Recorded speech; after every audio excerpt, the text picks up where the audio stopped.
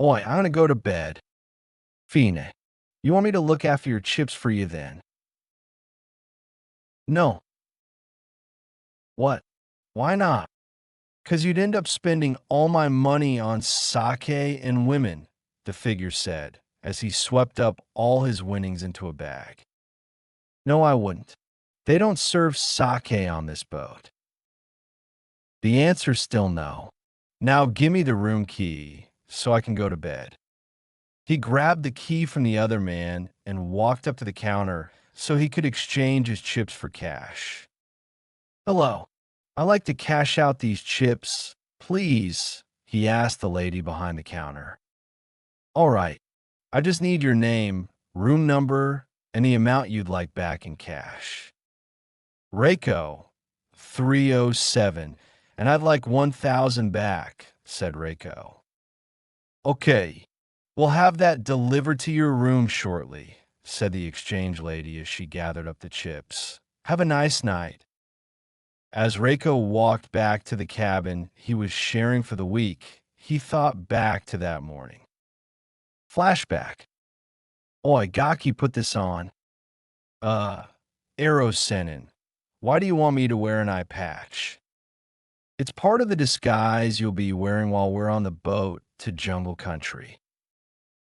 Why do I have to wear a real one, though? Can't I just hinge one as part of the disguise? No, the company who owns the boat doesn't allow them.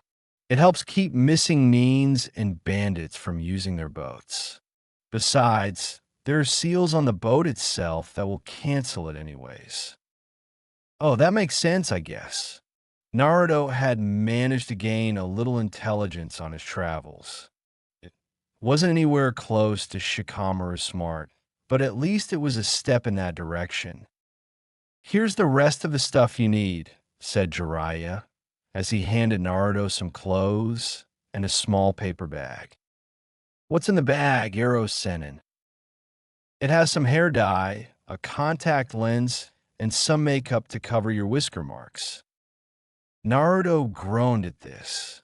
Please tell me the colors are normal this time. Relax. The hair dye is brown, and the contact lens will turn your eye green. Last time they had to do this, Jiraiya had accidentally bought pink hair dye and yellow contacts. Needless to say, Naruto hadn't been very happy. Sorry, Kotaro, you're gonna have to hide in my pack again while get on the boat, he told the little fox on his head after he woke him up. Fine, just let me out when we get to the room. As they boarded the boat, nobody who knew Naruto would have realized he was there. The orange and black clothes were gone, as were the shining blue eyes, whisker marks, and the tangled blonde mess he called hair. Instead, he was dressed in simple brown and green traveling clothes, with a dark blue cloak. His right eye was green, the left being hidden behind the patch, and his long, straight brown hair hung down, almost completely hiding his ears. A simple black headband kept the hair out of his face, since he was pretending to be someone from Jiraiya's publishing company. Right before they were about to board, Naruto realized they hadn't decided on a name for him to use, since Naruto obviously wouldn't work. It seemed as though Jiraiya realized this at the same time and put his hand on Naruto's shoulder, which Naruto took to mean, shut up and don't ask your question. Tickets, please, asked the man in charge of boarding. Jiraiya handed the man their tickets. Just the two of you? They nodded. I just need your names, and we'll get you to your cabin. Jiraiya and Reiko. Ah, room 307. Enjoy your trip. Since they were some of the first people to board the ship, it wasn't very difficult to find their room. They deposited their bags, and Reiko went off to find something to do after he let Kotaro out of his bag. After a rather short while searching where he found all of nothing to do, he stumbled into what struck him as almost a mini casino, but with just table games. Not having anything else better to do, he sat down at a table and ended up playing poker for the rest of the day. In flashback, he was suddenly brought back to the real world as he bumped into somebody as he turned the corner into the hallway where his cabin was, knocking them both over. "Gomen, I wasn't watching where I was going," said the woman he bumped into. "No, it's okay.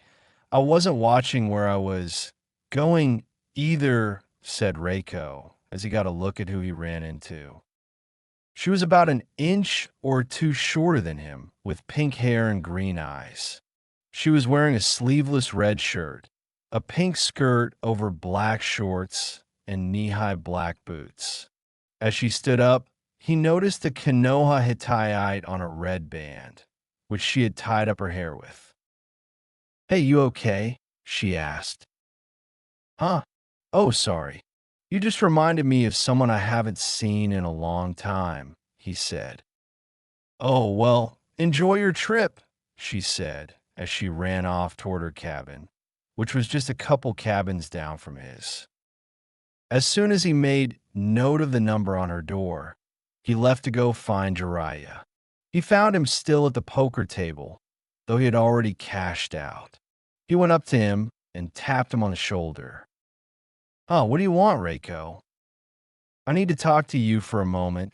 The tone Naruto used was one he hardly ever used. It was the one where he was being completely serious and didn't want to mess around in the slightest. "All right, let's go." The pair went back to their cabin rather quickly, since Jiraiya was concerned about whatever it was that caused the tone change in Naruto's voice, for he normally only used it when they were discussing Akatsuki. "So, Gaki, what is it?" "I ran into somebody." "So, from Konoha?" "Oh, who was it?" "It looked like Sakura-chan." "Really? Do you know by chance what her room number is?" "I think she went into 312 after she left, but I'm not entirely sure." Jiraiya nodded at this and went over to the phone, dialing for assistance. "Yes, I'm looking for the room of Haruno Sakura. She forgot some of her belongings in the dining room, and I'd like to return them to her. I think her room is 312, but I'm not sure, and I don't want to take her stuff to the wrong person." "It's not? Really? 313? Okay, thank you."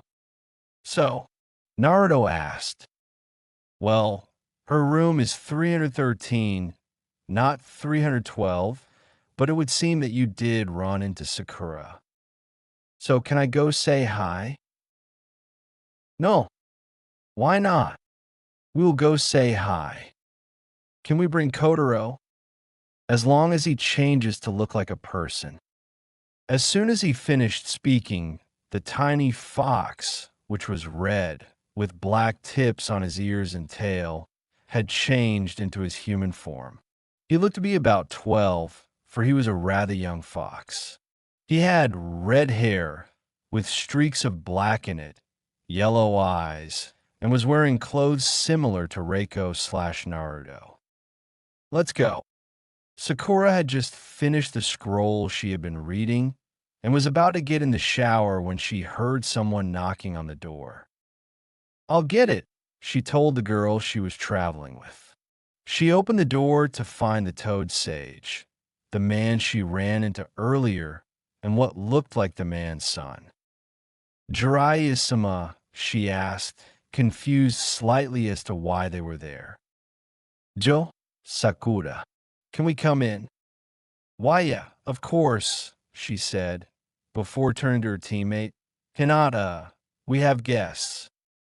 Hinata put down the book she was reading and came over to greet the trio. "Ano, who is it?" Jiraiya answered. "I am the great Toad Sannin, Jiraiya, and this is Reiko and Kotaro," he said, motioning towards each of them. After closing the door, Sakura got a better look at them. She noticed the similarity between Reiko and Kotaro. Reiko, is he your son? At this, Jiraiya, Reiko, and Kotaro started laughing. No, I'm not his son. I'm his pet, Kotaro said as he returned to his fox form. He then jumped on Reiko and sat on his shoulder. As they walked over to the sitting area, which was just a couch and a couple of chairs around a small table, Reiko fell to the back of the group, where unnoticed by the others, took off the eye patch and contact and wiped off the makeup. He kept his back to them as the others sat down. Sakura looked at Jiraiya. So what can we do for you? Oh, just thought we'd drop by, say hi, stuff like that. Besides, he motioned to Reiko. He really wanted to see you again. Reiko turned around, flashing his trademark grin and showing his bright blue eyes and now visible whisker marks. Hey, Sakura-chan, Hinata, how's it going? Needless to say, the two young women were beyond shocked. Silence reigned for a good 5 minutes. Sakura finally spoke. And Naruto? Is that really you? Come on, Sakura-chan, I'm not that different. Yes, you are, Gaki. I'm surprised it didn't take them longer. Think about it. Your hair is brown and tamed, not blonde and sticking up everywhere. You have no Konoha headband, you're not wearing a bunch of orange, and you're not 3 feet tall anymore. All you got going for you is blue eyes and whisker marks, said Jiraiya. I guess. I haven't really got a good look at myself for a while. Sakura finally came out of her shock-induced stupor. There's a big mirror on the bathroom door. Naruto went to look at himself. As he got within range of the mirror, he went silent for a moment before saying, "Damn, no wonder it took them so long. I don't recognize me." He kept looking at himself until he heard Hinata speak, which kind of surprised everybody there. Ano, where did Wawayu teach the fox? She asked. Naruto walked back over to the group before continuing. Well, I didn't really get him. It's more like I found him. Me and Erosenin were on our way to some village in snow country, and I found him and his mother in a field. She was caught in a trap and was no longer with us. He paused for a moment, looking at Kotaro, who seemed lost in thought. Since Kotaro wasn't really old enough to fend for himself, I took him with us. About 6 months later, I went to let him go, but he just stayed with me. So how come he can talk? Asked Sakura. I'm a member of the Fox clan. Yeah, I'm Summonabit. Since Naruto is the current holder of the Fox contract, I'm kind of bound to him anyway, and I like it here better than staying in the summon world, Kotaro answered. Ano, can you still summon toads? Asked Hinata, the stutter mysteriously absent. Unfortunately not. Well, I could summon the scroll holder, but I'm only allowed to do that if Erosenin here dies. So a new name can be added if I find them worthy, or something like that anyway. I had to give it up to get the Fox contract. Bah, I still don't know why you gave up the Toad contract, said Jiraiya. I mean, they're great in battle, can carry messages, can carry you. What else do you need? Well, for one, Naruto countered, foxes are a lot better at fighting than toads, can carry messages and be faster and farther, and they can hunt. Toads can't hunt. Anyways, why are you two here? He asked Sakura. Tsunade-sama sent us to find some of the rare herbs that only grow in jungle country. He replied, yawning. I guess I should go to bed. We'll tell you more about it later. If you tell us about your training, said Sakura, see you tomorrow. The guys left and went back to their room. The rest of the time they were on the boat was spent swapping stories. mostly between Naruto and Sakura, since Jiraiya didn't seem to care and Hinata was unable to say much around Naruto. Once they arrived, they quickly gathered last-minute supplies and set off into the heart of jungle country to CH2. Sakura, wait, yelled Jiraiya. But Jiraiya-sama, we gotta help them, screamed Sakura. They could be injured. And how are you planning on finding them? Huh? You gonna jump in after them? Jiraiya said. Well, it's better than doing nothing, she continued, still screaming. Flashback. Their day had been going great. Well, as great as any day where you have to walk through a jungle, anyway. Sakura had been complaining nonstop about how the humidity was destroying her hair. Even Naruto, whom could be called a master of complaining, found it annoying. In fact, he found it so annoying that he wasn't even talking to her. He even decided not to ask her for a date when they got back to Konoha. Instead, he had dropped back and was trying to get a full sentence out of her current teammate. So, Hinata, why are you and Sakura all the way out here? He asked. WL, Tsunade-sama said to TH that there are some excellent and medicinal plants around here, she said. They talked about plants for a while, and Hinata told Naruto about some of what he'd missed over the past 4 years, including that she was also apprenticed under Tsunade, along with Sakura, and how everyone else in their age group had made Chunin, and how Niji had made Jounin. Nanny? Everyone else is Chunin already, exclaimed Naruto. In fact, why you're the only Ji-Jinin left. Needless to say, his response shocked the two girls who'd been expecting him to start screaming and whining. He started laughing. Sakura turned around and glared at him. What's so funny?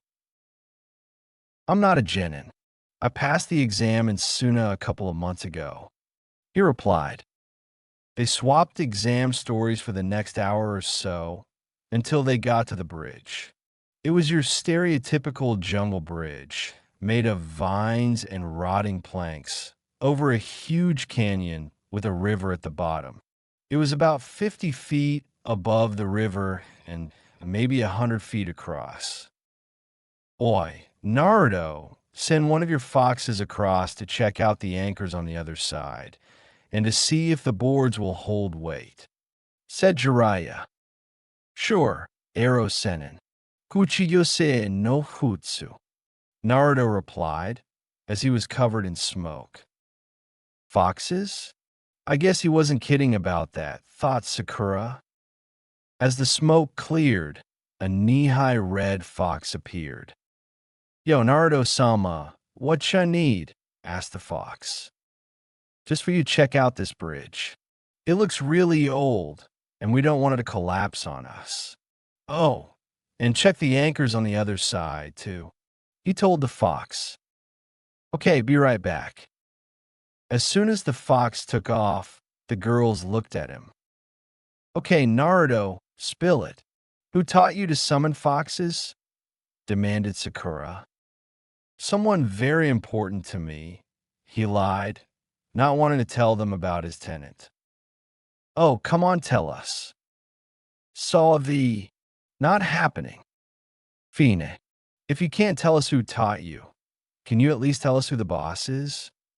Sakura asked. No. Why not? 'Cause I don't know who it is. I haven't been able to summon him yet. The most I can manage right now is a 5-tail, he said, still lying, for he knew who the boss was. He knew him quite well, especially since he was the boss's container. And he could summon him, too. But nobody knew that, not even Arrow Senin. He figured that the old pervert would probably have a heart attack if he summoned Kyūbi, especially since no one else knew that Kyūbi didn't want to kill everything anymore. Well, at least not as much. His thoughts were interrupted when the fox came back. The anchors and vines seem sturdy enough if you go one at a time. Just be careful on the boards. A lot of them don't seem very strong. Thanks. I'll bring you back when I get some meat for you. Well, by then, he said as he vanished. Jiraiya spoke next. I'll go first since I'm the heaviest, then Sakura, Hinata, and Naruto. Wait until the person is all the way across before you start. Walk slowly. Test each board before you put your full weight on it. Oh, and don't look down. Jiraiya and Sakura made it across fine. Then it was Hinata's turn. She had made it about halfway across when a gust of wind caught the bridge, and it caused her to slip on the wet wood. When her knee hit the board, it broke, and she was left dangling from the railing vine. Naruto instantly started running towards her, unconsciously going to his one-tailed state to increase his speed, pausing only to summon his fox back to have it run across and tell Jiraiya and Sakura to stay off the bridge. When Naruto reached Hinata, he made a clone, and they both started pulling her up. Unfortunately, the rotting old vines weren't very happy that there were now 3 people to support, and broke free of the anchors, sending them into the river below. In flashback, Sakura was brought out of her shock by Naruto's fox biting her leg. Hey, they're fine, so stop worrying, the fox said. How do you know that? She cried, while starting to cry, since she figured they were both dead. I have a mental connection with Naruto, and he's telling me they're fine. They'll start making their way to the cliff village as soon as they can get out of the river, and he wants you two to head there also. As soon as he gets out, he says he's going to give you a special seal that will allow you to summon me, so you can check on the progress. And before you start worrying, I'm to stay with you until then. You're sure? Asked Sakura. Yes, I'm sure. Naruto's grown considerably while he's been gone. What was the red chakra that surrounded him? Was that something he learned too? She asked next. You could say that. It's not my place to explain it. You'll have to ask Naruto about it when he gets back. Jiraiya said. Where going? Asked Sakura. Gate Cure, responded Jiraiya. Hidden Cliff Village? I've never heard of it. Most people haven't. It's kind of small, and they don't have a Kage. They really tend to keep to themselves. Now, let's get going. Hang on, Hinata, Naruto screamed. As they fell, the clone vanished. They held tightly to each other, the fear and adrenaline overpowering Hinata's shyness. Fortunately, or unfortunately, they landed in a very deep part of the river. Fortunately, for they didn't kill themselves by crashing into the bottom. Unfortunately, for they were 30 feet underwater in a raging whitewater river. They were able to get and keep their heads out of the water without too much difficulty until a very wet and very pissed off fox swam up to Naruto and jumped on his head. Ah, Kotaro, what the hell did you do that for? Naruto screamed once he could breathe again. Next time he goes swimming, take me out of your coat first, screamed the tiny fox. Sorry, I forgot you were in there. I was trying to save Hinata and didn't have a chance to warn you. Believe me, it wasn't my choice to fall in, replied Naruto. Suddenly, a large rock came into view, and they were headed right for it. Naruto tried to maneuver them so that he would hit first, but didn't have enough time. Hinata slammed into it, and Naruto slammed into her, the combination of which knocked her out. Hinata, Naruto screamed, and grabbed her waist, pulling her back to him. He leaned back a little to help keep her head out of the water, until they were out of the rapids, which fortunately didn't take very long. They were still stuck in the extremely fast river for the rest of the day. However, for the canyon didn't end until almost nightfall. Hinata woke up the most confused she'd ever been. She had no idea where she was, who she was with, or even if she was still alive. Slowly, the knowledge came back. The mission with Sakura, meeting up with Jiraiya and Naruto, falling from the bridge, Naruto falling with her, and then crashing into the rock. As she came to, her senses started to kick in. She could tell it was dark out. She could smell and hear a fire going, but couldn't see it, so she figured she was turned away from it. She also found that she was lying on a cot of some sort and was covered in a blanket. Remembering her meeting with the rock, she checked herself for injuries and came to two conclusions. One was that she had no major injuries, just some bruises and what felt like a sprained ankle. And two was that she was only wearing her bra and underwear. At this, she started to panic until she realized that her clothes would have been soaking wet.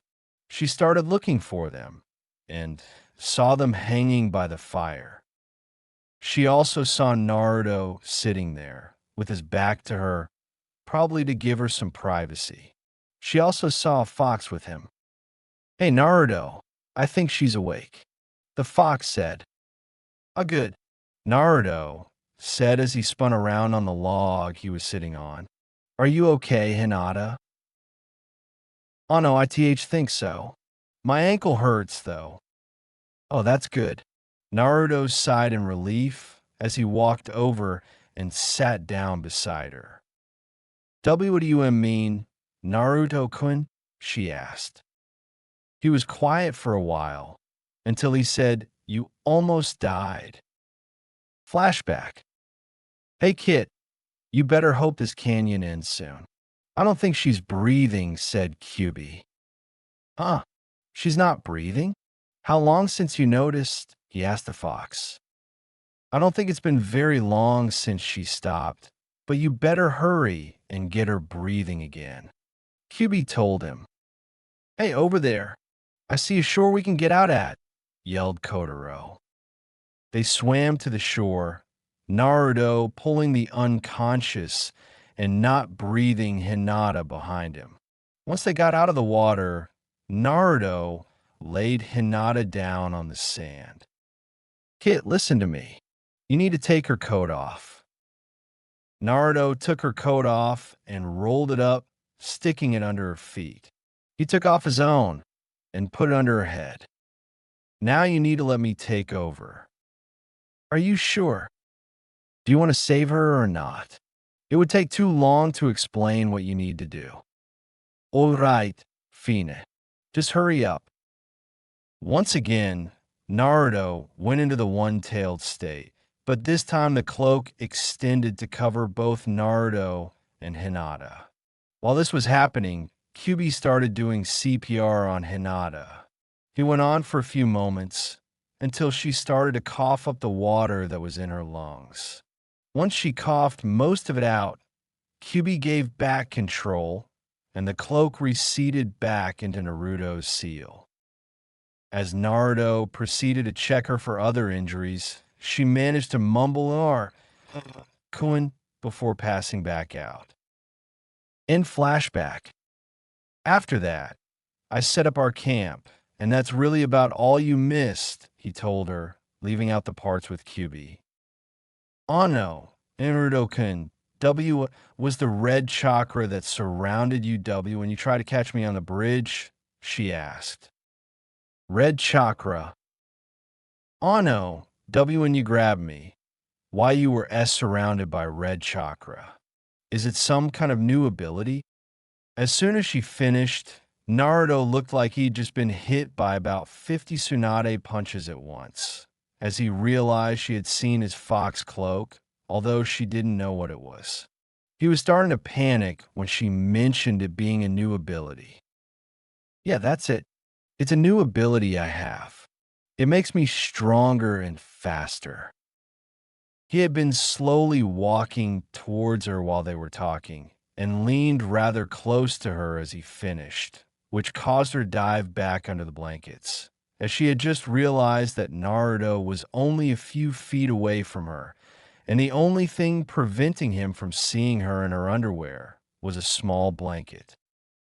Naruto realized the same thing as she dove under the blanket and quickly retreated back to the fire.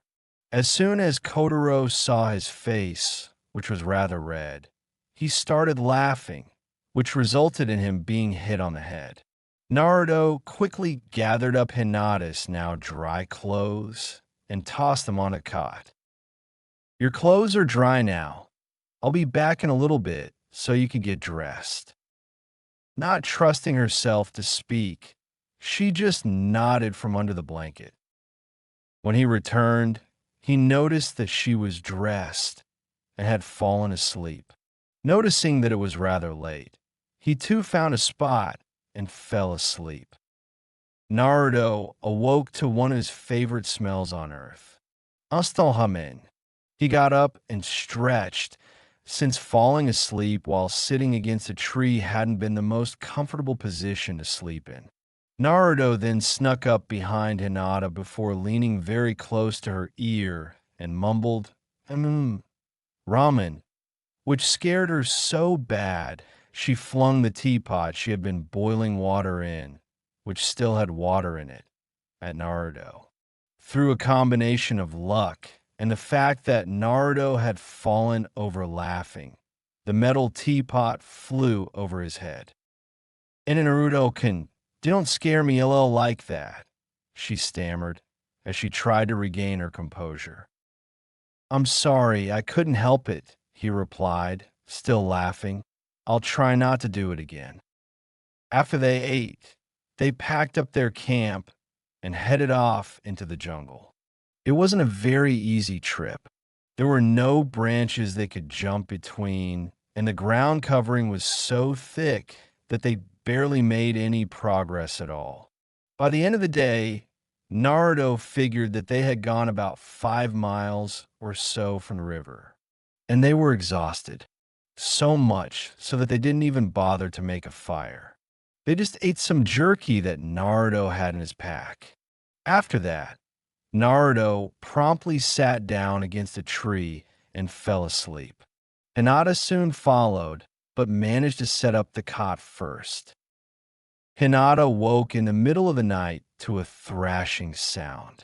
Thinking it might be a predator of some sort, she activated her Byakugan, but didn't see anything. She then noticed that the noise was coming from Naruto, who seemed to be having a nightmare. She walked over to him and bent down to see if she could do anything. Much to her surprise, he grabbed her in his sleep and set her in his lap. Even though she let out a startled eep, he didn't wake up. The more she struggled to get free, the tighter he held her.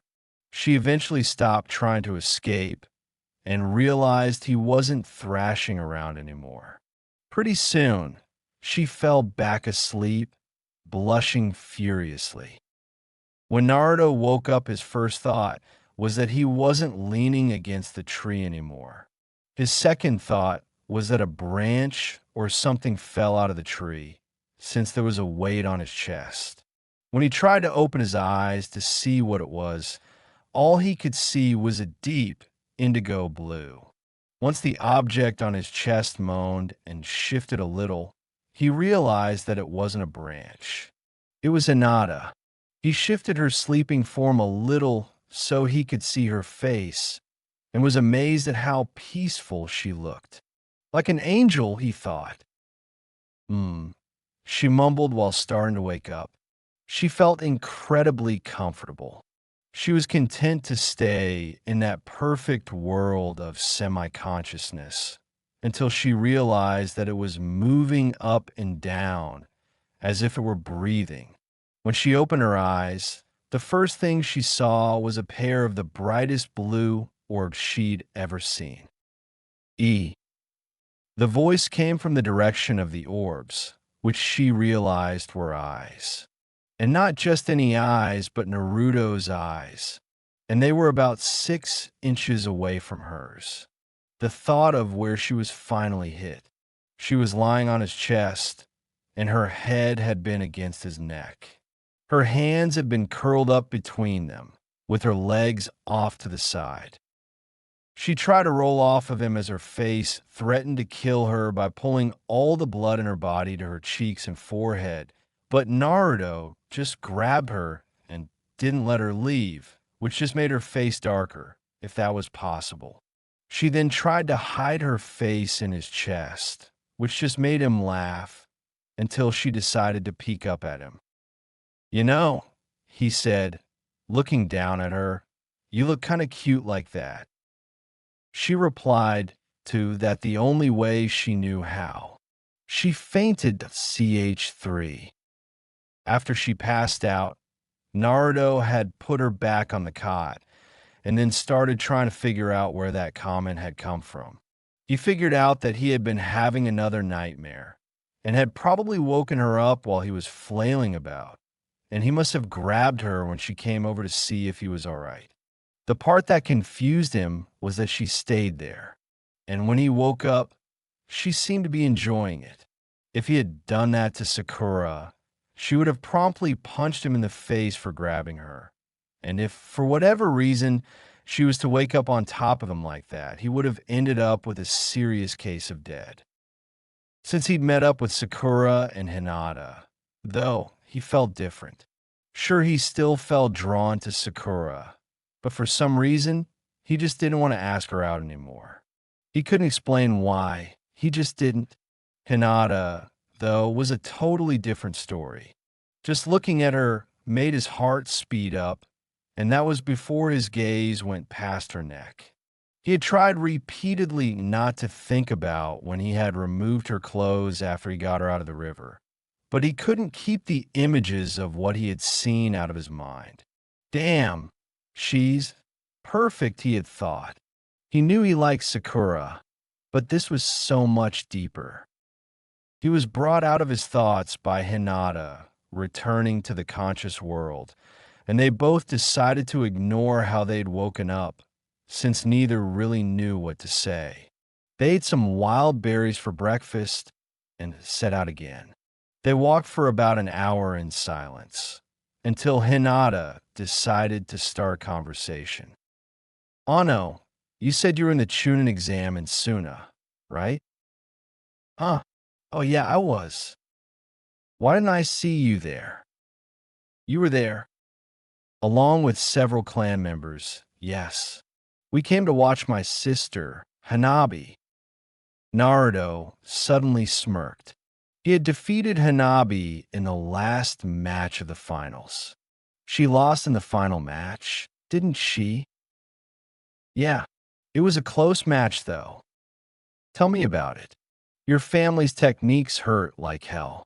I haven't been in that much pain since I fought Niji." "You mean that was you?" "Yup," he said as he hinged into the disguise he had used for the exam. "I kinda cheated in the first 2 parts though. My team was just me and 2 clones. Hanabi was furious that I beat her. I just can't imagine her expression when she finds out it was me." Flashback. It was the last match of the Chunin exam finals in Suna. Hyuga Hanabi versus Soda Reiko, aka Naruto in disguise. The only people from Konoha were Tsunade, Jiraiya, Reiko, Hanabi, and some other Hyugas. He was slightly disappointed that nobody came to see him, but since nobody except him, Tsunade, Jiraiya, and Garen knew he was even there, it was kind of hard to have an audience.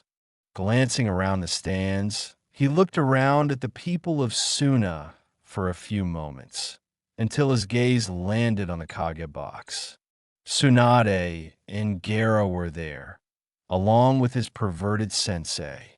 He wanted to talk to the young Kazekage, but some random leaf genin just walking up to a foreign leader and starting a conversation would have been too suspicious.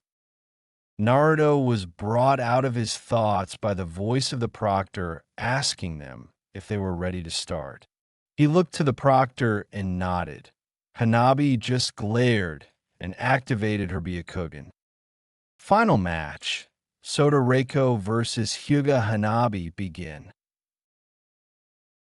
Hanabi immediately launched herself into a flurry of juken strikes, most of which were aimed at his heart. Damn, she's really going all out. With Kyūbi's chakra completely sealed right now, if she hits me, I'm screwed. I won't be able to reopen my chakra points. Fortunately for him, she was burning through her chakra rather quickly. Unfortunately for him, he couldn't use any of his strong jutsu, for they would give him away almost instantly. The list of other people who could use the same moves as him was basically non-existent. Tiring of just evading her attacks, he deliberately took a strike to his left arm, which, unfortunately for Hanabi, left her slightly unbalanced. The unbalance made her late in bringing up her guard, which allowed Reiko to land a crushing blow to Hanabi's jaw. She staggered back from the blow and used such force. This pattern continued for a while, Reiko deliberately taking a hit to unbalance Hanabi, and then landing a devastatingly powerful strike in the opening she left. That wasn't all he was doing, though. He was also taunting her quietly, so the rest of the Hyugas present wouldn't hear. Things like her being weak, that she should give up, and that she couldn't beat him. She got angry at his comments, and her form became sloppy, making it even easier for Reiko to find openings, which in turn made her angrier. Reiko wasn't just skating through the match, though. Every time he took a hit, she closed another point or two in whatever limb she hit. His left arm and legs were in a rather large amount of pain. Grinning in spite of the pain, he jumped back and threw several kunai and shuriken at her, sending her into a hurried kaiten. It wasn't a perfect one like Niji's always were, but it did the job. However, as soon as she stopped, he slammed his right fist into her left temple, knocking her out almost instantly. Winner, Soda Reiko of Konoha. End flashback. Naruto paused for a moment, thinking back to when Hinata lost to Niji. They didn't punish her too bad, did they? She looked away from him as he asked this, and took a moment to form her answer, trying to keep her voice steady. She wasn't punished. Father was indifferent to the fact that she lost. Even though she didn't make Chunin, he didn't punish her. Naruto took note of the distant and pained look on her face as she spoke, for he wasn't near as dense as he had been when he left Konoha. She continued after a moment. He want me to fight her when I return, the winner to become heir. What happens to the one who loses? He asked. If I win, Hanabi will get the caged bird seal and be placed in the branch family. If she wins, I will also get the seal, but Father said he'd kick me out of the clan if I lost.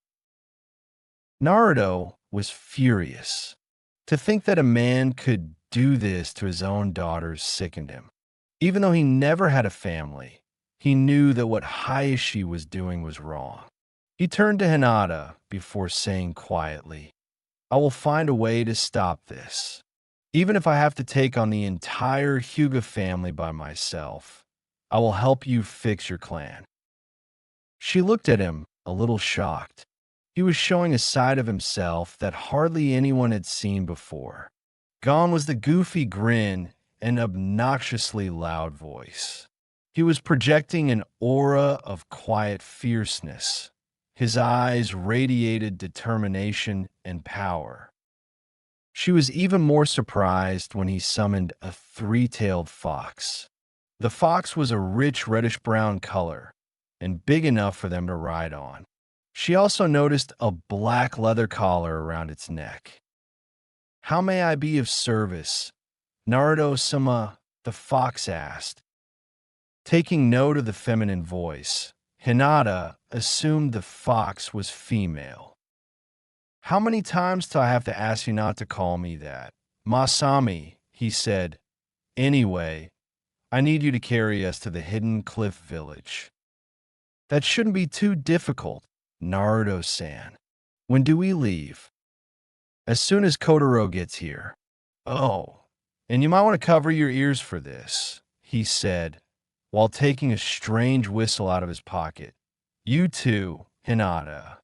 Hinata noticed that Masami had crouched down and covered her ears with her paws, and she noticed that Naruto was covering his own, the whistle held between his teeth.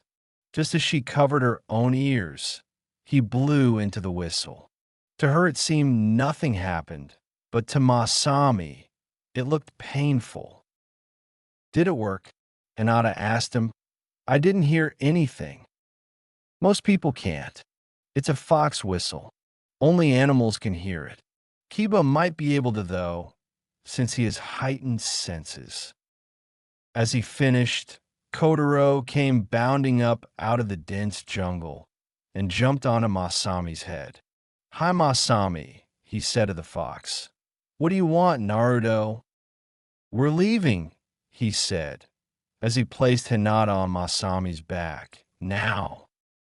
He jumped up and sat down behind Hinata, which surprised her. "Ano, shouldn't you be in front?" she asked. "Normally, yes, but until you get used to riding Masami, this way is safer." "Oh." As Masami stood up, she let out a slight eep as Naruto reached around her waist to help hold her on. He showed her the handles on the collar, and they took off, crashing through the jungle. During the trip, once Hinata was comfortable enough to ride without hanging on, he started to teach her how to use shadow clones. He told her of the knowledge-gathering ability, as well as some of their other traits and limitations. She took to it rather well, and by the end of the day, she could make a couple clones without problems. When they stopped for the evening, Naruto decided that they spar a little so Hinata could get used to using shadow clones in battle. It didn't take her very long. Acquiring the knowledge of the defeated clones in battle was slightly disorienting to her, but Naruto explained that it would pass as she got used to them. This continued for a couple more days, until they found their way back to the road. Finally having some space to walk unhindered, Naruto stopped summoning Masami, and the pair just walked. After a couple more days of this, Hinata was starting to think they were lost. "Ano, Naruto-kun, are you as sure you know where we're going?" "Yup. In fact, we're almost there.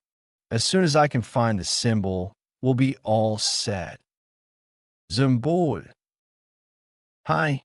There should be a small fox symbol around here somewhere. Can you help me look for it?" "It should be about this big," he said, holding his hands a few inches apart. "It's part of one of my new abilities. The symbol of the fox resonates with my chakra, and I can track whatever the symbol is on. It's just that I'm not very precise with it yet, and can only tell where it is down to about 20 meters or so," he finished, laughing nervously. Sure, I'll help you look for it," Hinata responded. "Be a Kugan." She glanced around for a moment, until she found what Naruto had described. It was a rather crude carving of a fox on a tree a short ways off the road. "Naruto-kun, it's on a tree over there," she said, pointing him in the right direction. "Yash!" he exclaimed as he went over to it. Once he got to it, he pushed some chakra into it, and it flashed red for a moment. Words soon began forming below the fox symbol on the trunk of the tree in a rather eerie red color, almost as if it were being written in blood by some invisible pen. Once all the words were visible, Naruto pulled out a scroll and copied down the information. He then wiped his hand across the text on the tree, and it vanished, along with the fox carving. The directions led them a short ways farther down the trail and had them stop at a rather nondescript chunk of cliff wall. Placing his hands on the surface of the wall, Naruto ran some chakra into the wall, and a portion of it swung open, allowing them to enter a short tunnel. After throwing a quick glance at each other, the pair made their way into the tunnel, which was lit by some strange glowing moss that covered the walls and ceiling. They soon came to a door, and as soon as Naruto knocked on it, they were instantly surrounded by cliff Neens, all of whom were brandishing kunai. Naruto was the first to break the silence. Hi. The only visible reaction from the cliff Neens was one of them starting glaring at him a little harder. Naruto continued, "We're looking for Jiraiya of the Sannin." The cliff Neens responded with more silence, until one finally spoke. "And what makes you think he's here?" "I can feel his chakra through the door," Naruto replied, before turning to Hinata. "Can you look through the door and make sure he's there?" Despite the shock of being yanked out of her daydream, she was able to comprehend his question. "Hi," she replied, before activating her eyes to see through the door. "He's there. Naruto-kun," she said quietly, since the tunnel was making everything echo. Making sure to move slowly, Naruto slowly reached into one of his pockets and pulled out a small piece of metal. It looked kind of like a forehead protector, but without the cloth band, and it had the kanji for toad on it. He ran some chakra through it, and it glowed briefly, after which he slowly put it back in his pocket. "He'll be here shortly," he told the guards, and sure enough, about 5 minutes later, the gate opened, and out stepped the Sannin.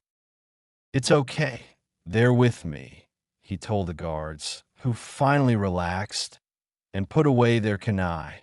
They soon vanished back to their posts, hidden in the shadows of the rough rock walls of the tunnel.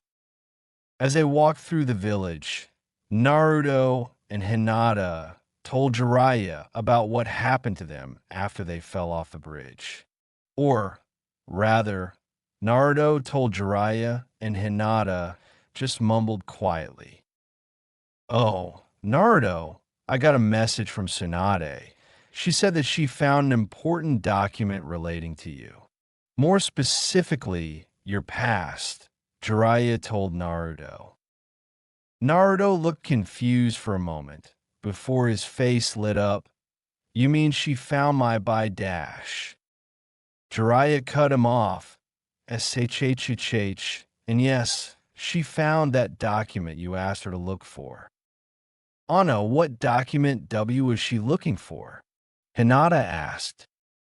Naruto looked at Jiraiya with a very obvious "can I tell her please" look, and Jiraiya just looked at him for a moment, debating the pros and cons of letting Naruto tell her what kind of document Tsunade was looking for. "Fine, but not here. Let's go back to the hotel. You can tell Sakura too." As he finished, he gave Naruto a look that plainly said, "You will tell both or neither of them. Why are we still standing around here? Let's go," Naruto exclaimed. They hurried back to the hotel, which would have been better described as a bunch of shacks with a few common walls.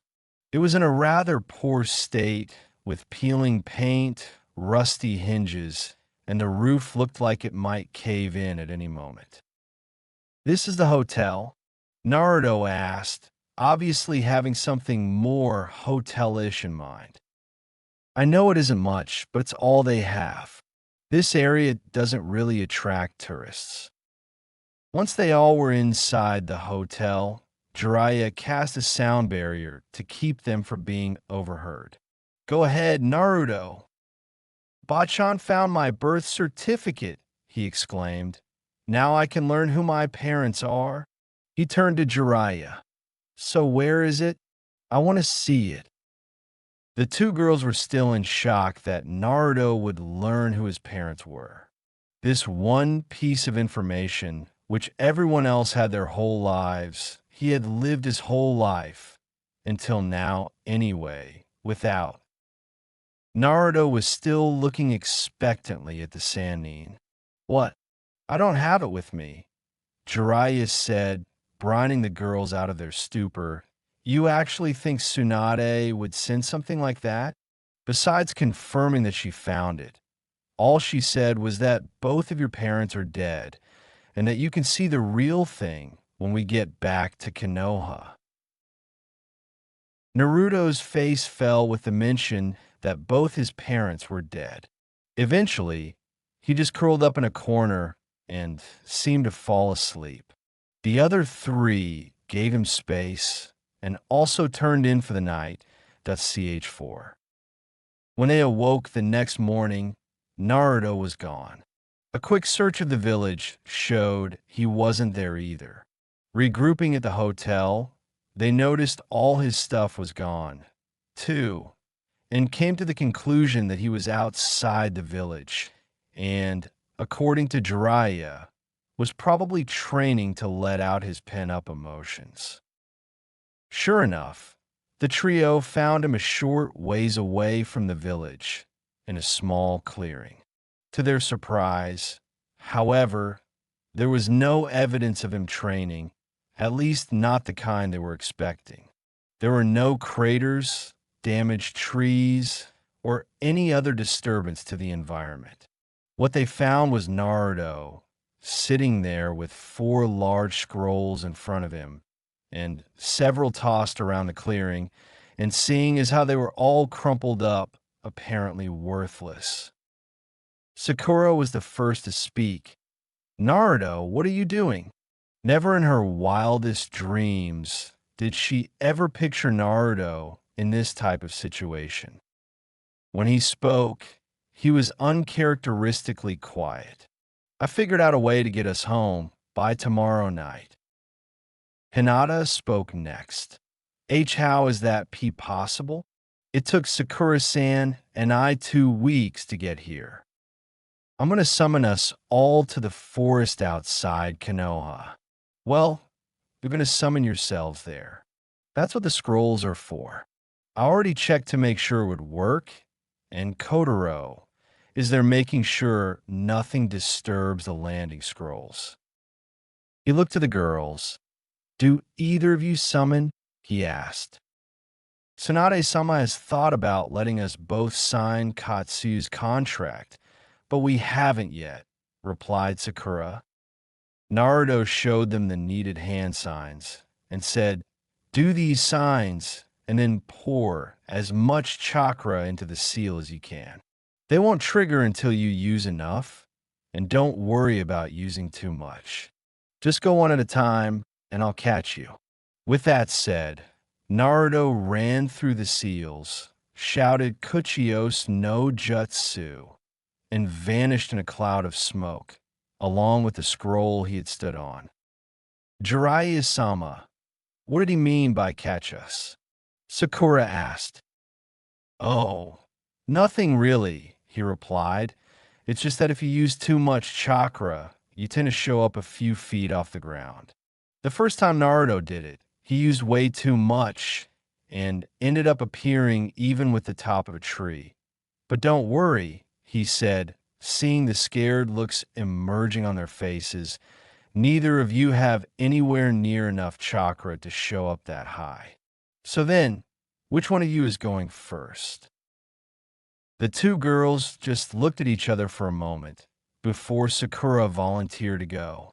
She unrolled one of the remaining scrolls, gathered her chakra, and with a cry of Kuchios no Jutsu, vanished in a puff of smoke. With a quick look at Jiraiya, Hinata grabbed herself a scroll, spread it out, and tried to prepare herself to be summoned. She gathered her chakra, took a deep breath, slammed her hand to the ground, and shouted Kuchios no Jutsu. Needless to say, it wasn't what she was expecting. It was worse.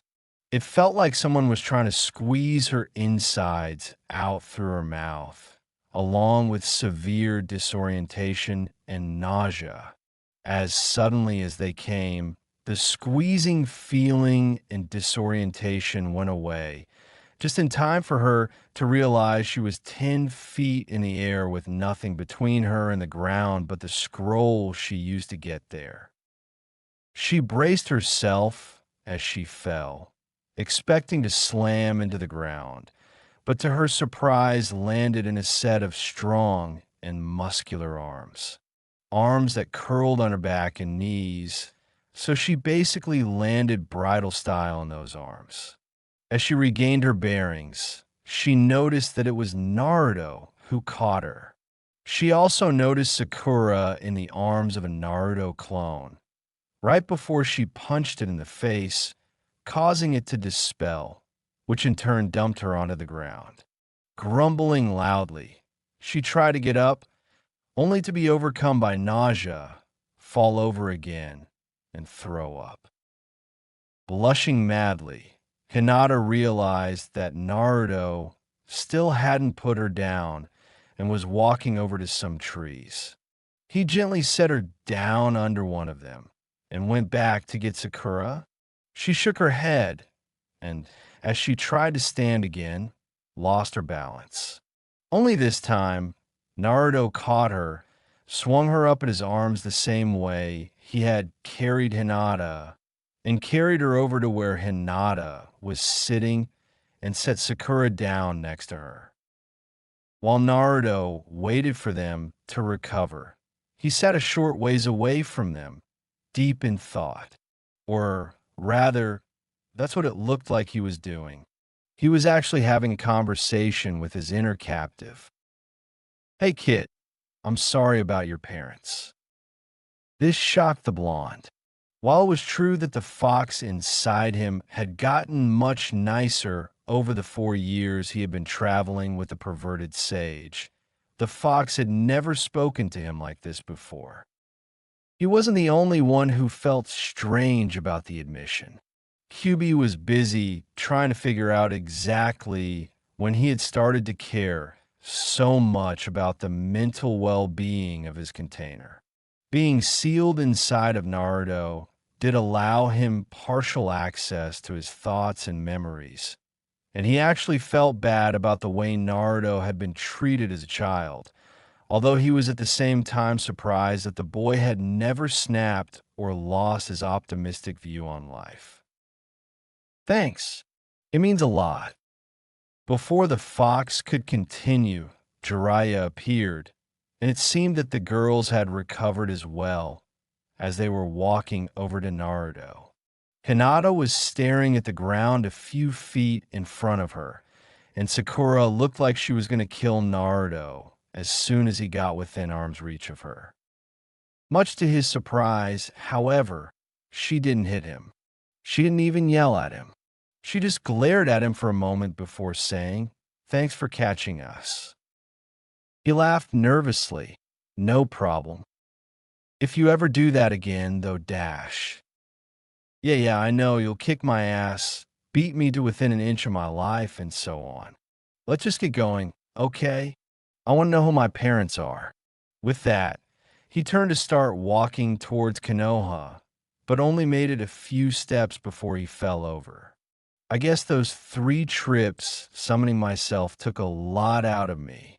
Must be the distance, 'cause it wasn't ever this bad before, even when I did it all day. As soon as he fell over, Hinata had activated her Byakugan to scan the area, but didn't see any enemies. Once she was sure they were alone, She focused her attention on the fallen blonde. Realizing he was just low on chakra, she relaxed considerably and was just about to release the technique when the red bit of chakra in his stomach started to glow and slowly filled his system, replacing the pale blue color of normal chakra. Meanwhile, Naruto was experiencing the release of the fox's chakra with a bit of trepidation. The only times the fox had given him chakra without him asking had been when he was trying to take over his mind, although he hadn't tried to do that for a few years now. As he was about to speak to the fox, his unasked question was answered. "Don't worry, I'm not taking over. I'm not interested in doing that anymore. I knew you were about to ask for my chakra and simply provided it without you asking. Now get up, you got somewhere to be, and it isn't here." The recent nice behavior from the fox was starting to weird him out a little, but he decided to not say anything about it, since if the fox was being nice, he most certainly didn't want him to stop on his account. Who knows, he thought, maybe he's going soft. I heard that, and I'm not going soft. Maybe I should just stick to being mean. At least then you had a reason to insult me. Okay, you're not going soft, and it's a nice change for you to be nice. I just wasn't expecting it. Whatever. Naruto decided then to leave the fox alone. He was right, too. Naruto had somewhere to be, and a clearing in the woods wasn't it. He was brought up short on leaving again, this time by Hinata, Byakugan still active, who was staring rather intently at him. Why do you have two chakras? She asked. I'll tell you later, okay? You too, Sakura-chan. It's kind of complicated, and I don't want to go into it right now. With that, he turned around and started walking towards the village. The rest of them just stood there in shock for a few minutes before running to catch up with Naruto. By the time they did, he was back in his orange and black coat and pants, and his forehead protector was back in its proper place. He didn't acknowledge their presence in any noticeable way, so they carried on in silence, save the sound of their feet on the ground and Kotaro's quiet snoring as he lay on Naruto's pack. It was near midnight when they got to the gates, and surprisingly enough, the guards let them pass unhindered. Heedless of the time, Naruto marched right to the Hokage Tower, intent on finding out his lineage, whether Tsunade was there or not. Tsunade had just finished her paperwork for the day, and was looking forward to the sake she had hidden in her desk when Shizen came in. "You have guests, Tsunade-sama. It's midnight. Tell them to come back tomorrow." "It's Naruto." How'd he get back so fast?" "I summoned us back. That's how. Now let me see it," Naruto demanded as he stormed into her office. He was clearly distressed by the whole situation, but wasn't yelling like he used to. It was quite the opposite. He was very quiet, and his voice had lost that carefree exuberance and had taken on a rather hard edge. Tsunade looked at him for a moment before sighing. "All right, but you'll want to sit down for this."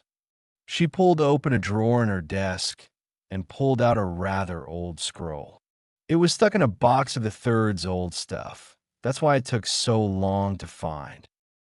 Naruto grabbed it and started opening it, ignoring her comment about sitting down.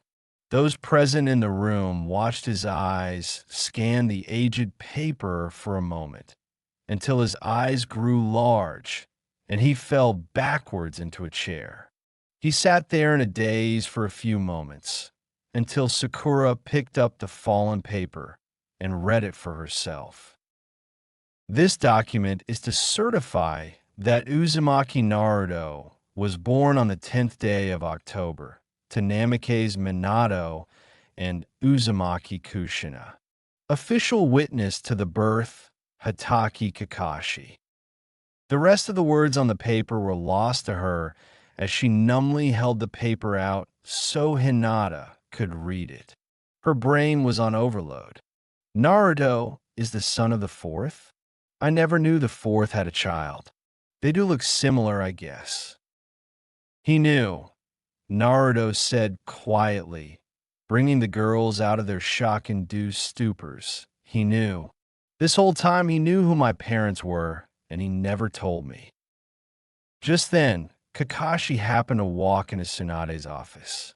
The birth certificate had made its way back to Naruto, and he had it clenched in his fist.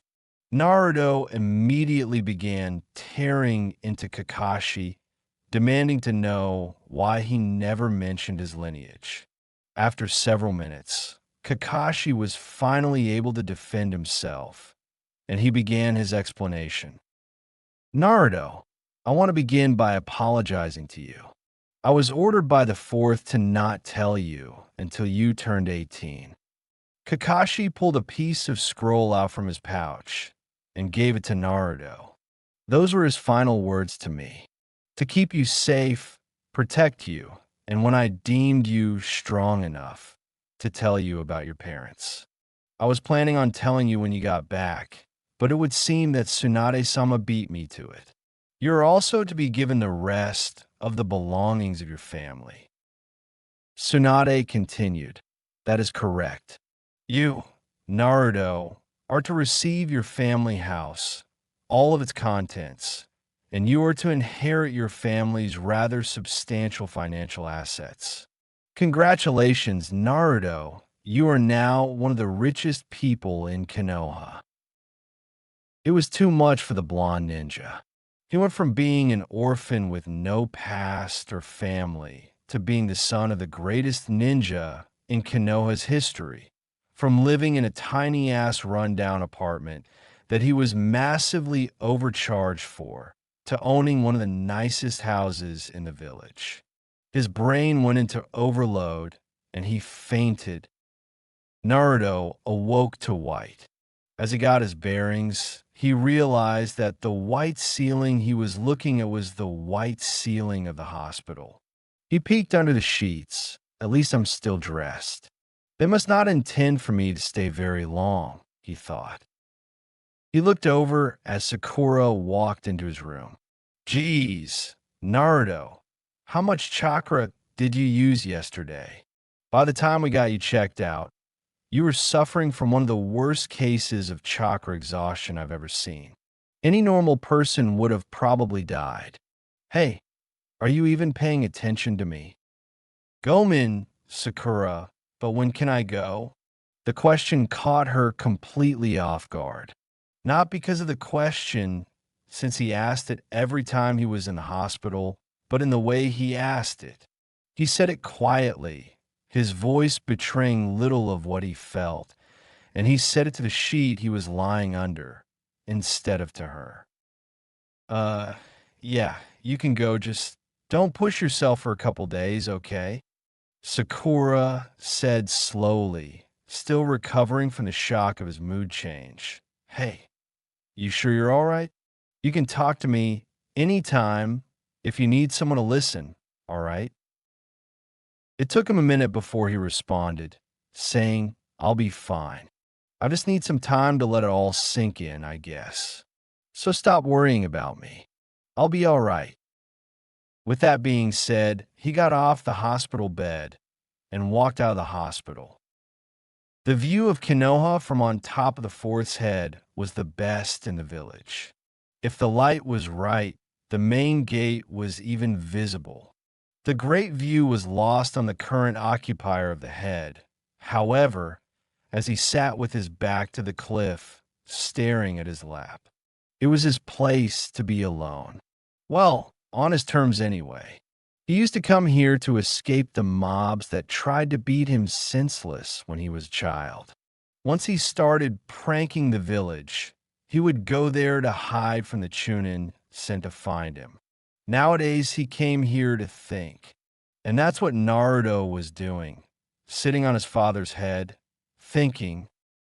At some point, he fell asleep because he awoke suddenly to find it was dark out, probably close to midnight.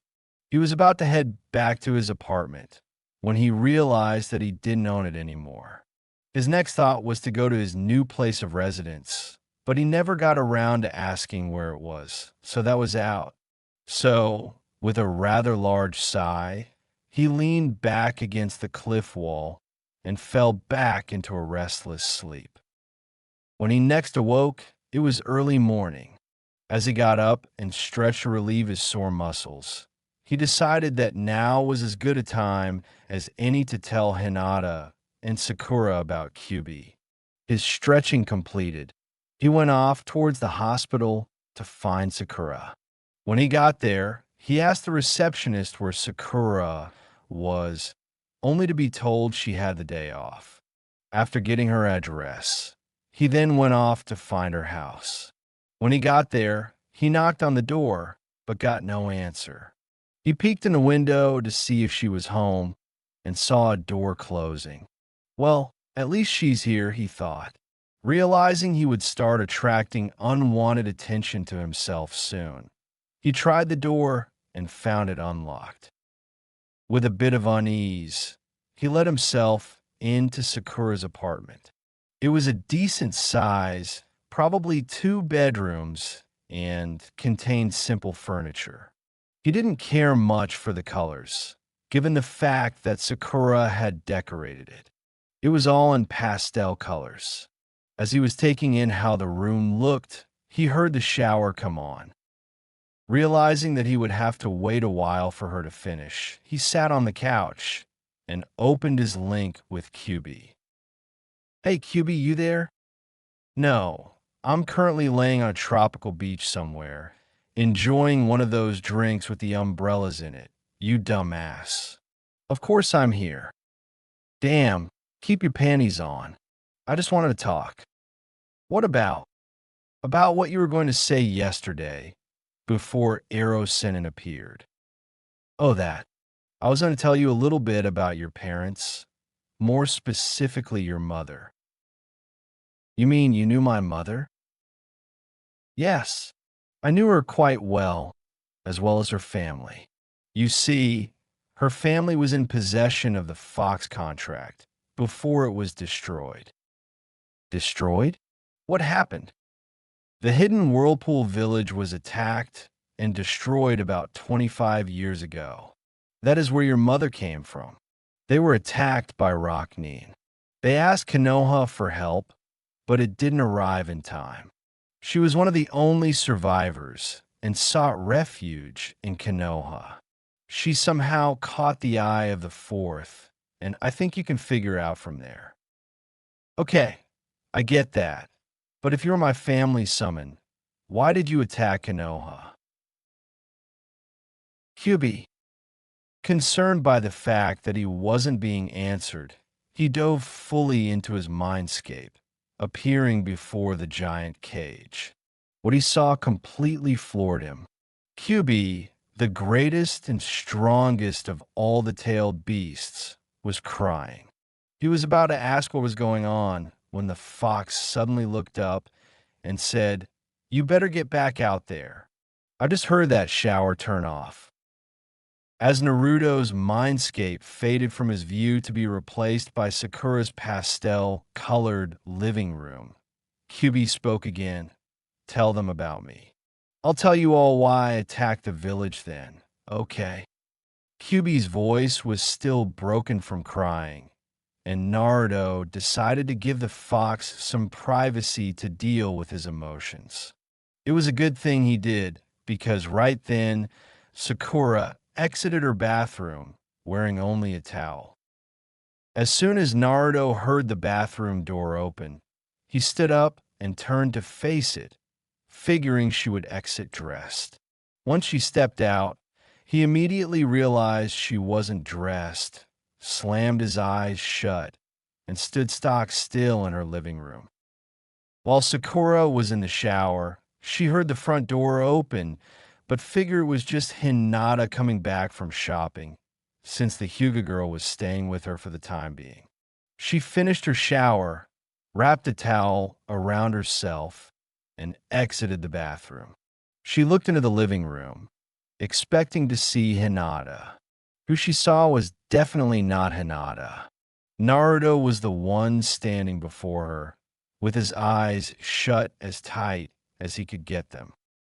She stood there for a moment until the still functioning part of her brain finally took over. She quickly wrapped her arms around herself and screamed at Naruto, H. What the hell are you doing here? As she ran back into the bathroom.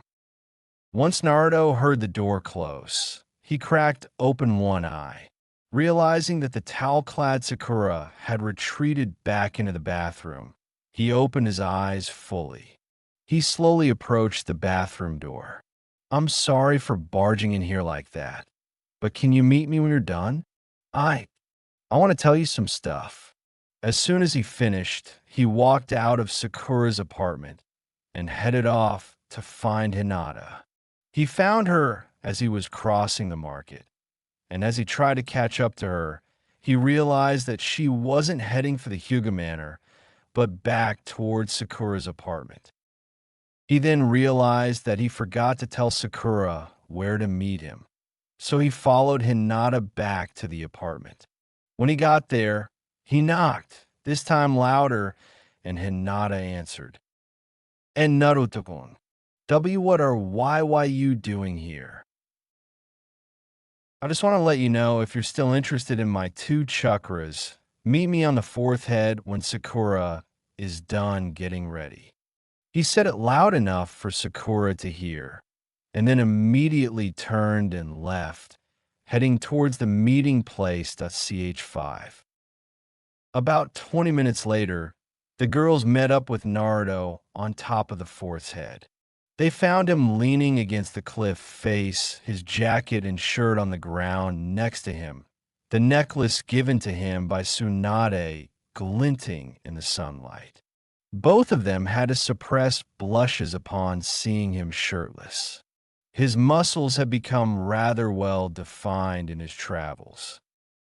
So, we're here, Sakura said. Naruto kept looking up at the sky for a few minutes before continuing. Before I start, I just want to let you know that if you decide to hate me after I'm done, I don't blame you. I won't ever bother you again. The girls just looked at him, shock and confusion on their faces. You both know that I have 2 chakras. One blue, he held up his right hand, channeled some of his chakra into it, and it glowed blue. And one red, he did the same thing with his left hand, only putting Fox chakra into it, so it glowed red. He then cut the flow to his hands, and instead channeled some to his stomach, showing his seal. What is that? Asked Sakura. This is why I have 2 chakras. 17 years ago, the Kyūbi attacked Konoha for reasons currently unknown. My father, the 4th, was able to defeat him, not by killing him like we were all taught, but by sealing him. The Kyūbi was sealed into an infant. Me? Both girls just stared at him in shock. The dead last of their class, the loudest, kindest, most surprising ninja of his generation, was the holder of the fiercest and most destructive creature known to man, the 9-tailed fox, Kyūbi no Kitsune. After the silence stretched past the minute mark, Naruto hung his head, tears beginning to flow down his whiskered cheeks. The villagers just see me as a monster, the council as a weapon for war. Almost nobody who knows sees me for me. He slowly sank into a sitting position. Both girls walked over, stopping in front of him. Stand up, Sakura said, it coming out with a rather hard edge to it. Naruto slowly got back to his feet, but still didn't look at them. Look at me, Naruto. He slowly brought his eyes up to meet her emerald gaze, and they just stared at each other for a while, tears still flowing down Naruto's cheeks. He thought that Sakura was going to attack him, since her fists were clenched tightly, but what she did was completely expected. She reached her left hand behind Hinata and pushed them both into hugs with the blonde. Needless to say, he was beyond shocked. He had just told his darkest secret to two of his most important people, and they still accepted him, even knowing what he was. Growing up, I was alone. I lived in an orphanage until the age of 5, when the third got me that apartment. The ladies who ran the orphanage hated me. They would hit me for no reason, skip feeding me, and lock me outside, even in the winter. Once I got the apartment, people would break in and steal things. Sometimes they just trashed the place and didn't take anything. The third had a law passed that prevented anyone who knew I held the fox from telling the younger generations, even me. I didn't even know I held the fox until I finished the academy. Sakura looked up at him, surprising because she, too, was crying. I'm sorry, Naruto, for the way I acted and treated you when we were younger. No, don't interrupt. I'm not done yet. My parents are among those who hated you when you were younger. They tried to get me to hate you in the academy, but I never understood why they wanted me to. When they found out that we were on the same team, they were furious. They even went to the third to try and get you kicked out. If you want, we can even go do something later, if you're still interested. Neither Hinata nor Naruto could believe how Sakura had ended her apology.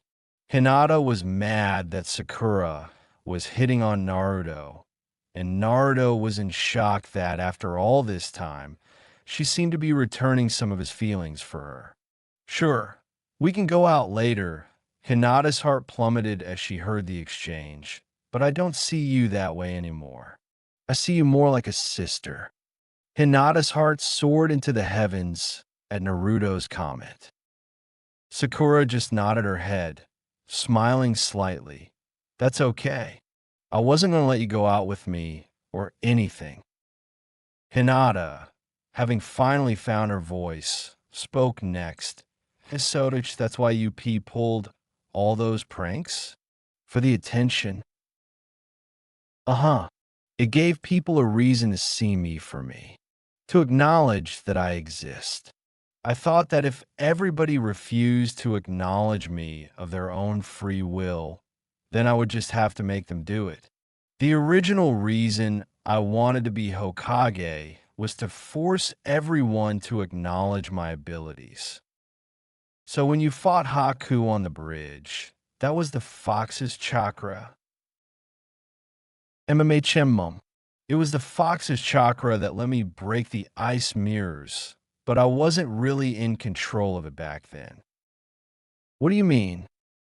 Back then, all the fox was concerned about was getting out of the seal and taking over my body. With all my emotions out of control, the fox tried to take over. Fortunately, I was able to restrain him. Kid, it's time. Let me out so I can say my piece. Naruto, are you okay? Huh? Your eyes just glazed over for a second. Oh, that was just Kyūbi talking to me. He talks to you? Yeah. We came to an agreement about a year after I left that he wouldn't try to take over or anything like that. Oh, and he wants to talk to you too as well. Naruto suddenly did a couple quick seals and said, Kyūbi Bunshin no Jutsu. As the smoke cleared, there was a cat-sized red fox on Naruto's right shoulder, complete with 9 tails. Hey, what's the meaning of this? I'm supposed to be the most fearsome beast in existence, not some damn house pet. I know. That's why I made you so small. I didn't want you to scare Sakura-chan and Hinata-chan. Oh, that makes sense. Both girls had backed a few feet away from Naruto as he performed his seals and seemed rather scared of Kyūbi. Would you mind making me at least a little bit bigger? You know, like the usual size? All right, fine. Naruto redid his seals, and Kyūbi re-emerged from the smoke feeling much better. Whereas before he had been the size of a house cat, he was now eye level with the three Chunin. Oh, much better. He caught the seemingly scared looks the girls were wearing. Chill out. I'm not going to attack you. I couldn't even if I wanted to. This body is just a normal bunshin. It has no real substance. Both girls' expressions went from being shocked and scared to something very different. Neither Naruto nor Kyūbi could identify the emotion. The girls, now knowing that Kyūbi couldn't kill them, both screamed kawaii and tackled the fox, which miraculously didn't vanish, and started petting him and playing with his tails. Hey, just what the hell do you two think you're doing? I'm the Kyūbi no Kitsune, the greatest demon in the world, not some kid's toy. They both backed off Gomen. Once he regained his composure, the fox related the tale he had told Naruto earlier about his status with his mother's family and the destruction of the Whirlpool Village. Now that you're all on the same page, I will continue.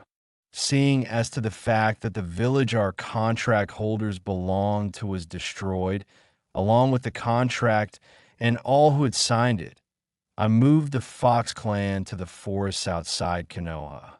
We became guardians of the forest, if you will. Kushina-sama would come to visit us regularly, and we helped protect the village and its surroundings. The fox's expression changed then. Up until now, it had shown sorrow, anger, pride, and contentment, but it soon switched to one of severe sadness, depression, and pain.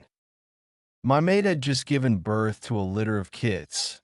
We had 4 of them, hadn't even been named yet. I briefly left them to inform the rest of the clan of the births, and when I returned, they were all. At this point, many large tears began falling from the fox's cheeks. He paused for a while, trying to rein in his emotions. They had all been killed. The blood still flowed from their wounds. I found several Konoha shinobi that my mate had killed, as well as a strong smell of snakes. I lost control, attacked Konoha. I was in such a rage that even the words of Kushina-sama and Minato-sama were unable to stop me. It took me 14 years to finally forgive the Leaf Village, since it was not their doing. As I'm sure you guessed, the one responsible was Orochimaru. While on his travels with that massive pervert, the Kit and I made a deal. In order for me to atone for attacking the village, I would put my all into helping him protect it. Naruto slowly walked up to the fox and began slowly scratching his ears. He kept scratching for a few minutes until the great fox seemed to calm down. Arigato, Kyūbi, he said as he dispelled the bunshin. Sakura spoke next. So, what kind of benefits do you get from this deal? Well, my chakra control went through the roof. I have full access to Kyūbi's chakra. I can summon foxes. Oh, and I have access to almost all of the jutsus that Kyūbi knows too. Wow. Thank you, by the way. Naruto's statement caught them both off guard. What do you mean, Naruto-kun? Neither one of you abandoned me when you found out about Kyūbi. Both girls came up to him and hugged him tight, Hinata's blush hitting near maximum. As if, just because we now know you have some kind of huge badass fox sealed inside of you, doesn't change the fact that you're you. Naruto's stomach took that moment to let loose a massive roar of hunger. So the trio set off to find some lunch, since it was close to noon.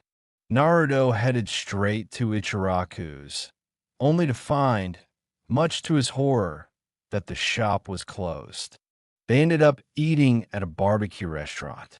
After lunch, they swung by Tsunade's office to figure out where his new house was, and after being shown where it was and receiving the keys, they left to go check it out. When they found it, they were kind of surprised. It was kind of off by itself, surrounded by woods, and 2 stories tall, painted white with brown trim. There was a 10-foot wall around the yard with a large gate in the middle. They entered the Namikaze's compound, and right as they were about to enter the building itself, Sakura caught a glimpse of a sundial and realized that she was supposed to be at the hospital a half hour ago. So, with some quick goodbyes, she dashed off to work, leaving Naruto and a rather red Hinata alone together. They entered the house to find everything covered in dust. They wandered around the first floor, opening windows as they went. They found the kitchen, dining area, living room with a fireplace, a bathroom, and some stairs down to a pantry in the basement. Upstairs, they found 2 guest rooms, a library, another bathroom, and 2 locked doors. Hinata tried to look through the walls to see why they were locked, but found, to her amazement, that her Byakugan couldn't see through any walls of the house. Naruto just stared at the door for a moment before walking up to it and pushing some chakra into it. They heard a sharp click, and the door swung open, revealing the master bedroom, his parents' room. Not feeling comfortable in there, he turned to the other locked door, and when he opened it, he almost collapsed. It was another bedroom, but everything in this one was small. It was colored in a combination of light blue and white, with small fox designs. He had found his room. Hinata, who was still in the master bedroom, turned to ask Naruto a question and found that he wasn't there anymore. As she went to go find him, she realized he was in the other locked room. She found him on the floor, leaning against the wall, crying. While trying to figure out how to comfort him, she looked around the room and realized what room she was in. So, blushing furiously, she slowly crouched down in front of him. Naruto was so lost in his emotions, he didn't even realize Hinata had joined him on the floor. She hesitantly reached her hand out to him, aiming for his shoulder. When she finally made contact, she startled him. Hina, she had pulled her hand back when he looked up, and the sight of his face almost made her start crying. His normally bright blue eyes were bloodshot and puffy. Tears streamed down his whiskered cheeks. His breathing was ragged and unsteady. Eventually, he managed to stand up again and headed outside, Hinata trailing right behind him. What they found once they got outside, however, wasn't what they were expecting. There was a person standing outside the front door. It took Naruto a few moments to collect himself before he was able to speak. Kakashi Sensei, he finally asked, "What are you doing here?" "Yo, Naruto, Hinata, Tsunade-sama wants to speak to you too right away. She's waiting in her office." As soon as he finished speaking, he vanished in a puff of smoke. When they got there, there was a man in the office with Tsunade. Turns out he had requested an escort to the next village, which was why she had called for Naruto. "I know you just got back, but the village isn't that far. You should be back before it gets dark. Now hurry up and don't complain about it." Naruto, who hadn't even looked at her the whole time he was in her office, just turned to the man there and said, "Hi, Let's go, before turning and leaving. Needless to say, Tsunade was quite shocked. Not only had he not complained about the mission, he hadn't even called her Bachan. A short while later, the two young shinobis met up at the gates, only to find that Sakura was waiting there for them, along with the client. Naruto just tipped his head to the others and said, "Let's go," before walking out to the village. Sakura looked at Naruto in shock. Never once had he acted like this.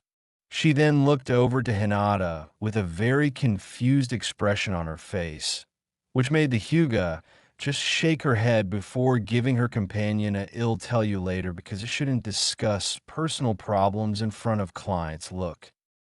The three ninjas managed to deliver their charge without incident, and were on their way home when Sakura next asked about Naruto's strangely quiet mood. She leaned close to Hinata and quietly asked, "So what happened?" Hinata just kept walking for a few moments before replying with, "We explored the house after you left. He was fine until we found two locked doors on the second floor. One was his parents' room." She trailed off, looking at Naruto, who had been listening to them. Sakura looked to Naruto. "So what was behind the other door?" A pained look crossed Naruto's face. "If you don't feel comfortable telling me right now, that's fine, too," she said quickly, seeing his expression. "No, it's okay. The other door led to my room. I'll be back to normal before too long. I just need time to get used to the changes, that's all." The rest of the mission passed with the three just talking about whatever came to mind, and by the time they got back, Naruto was basically back to normal. When they got to the village gates, Sakura split off from the group, saying that she would handle the mission report for them, and that she would see them later.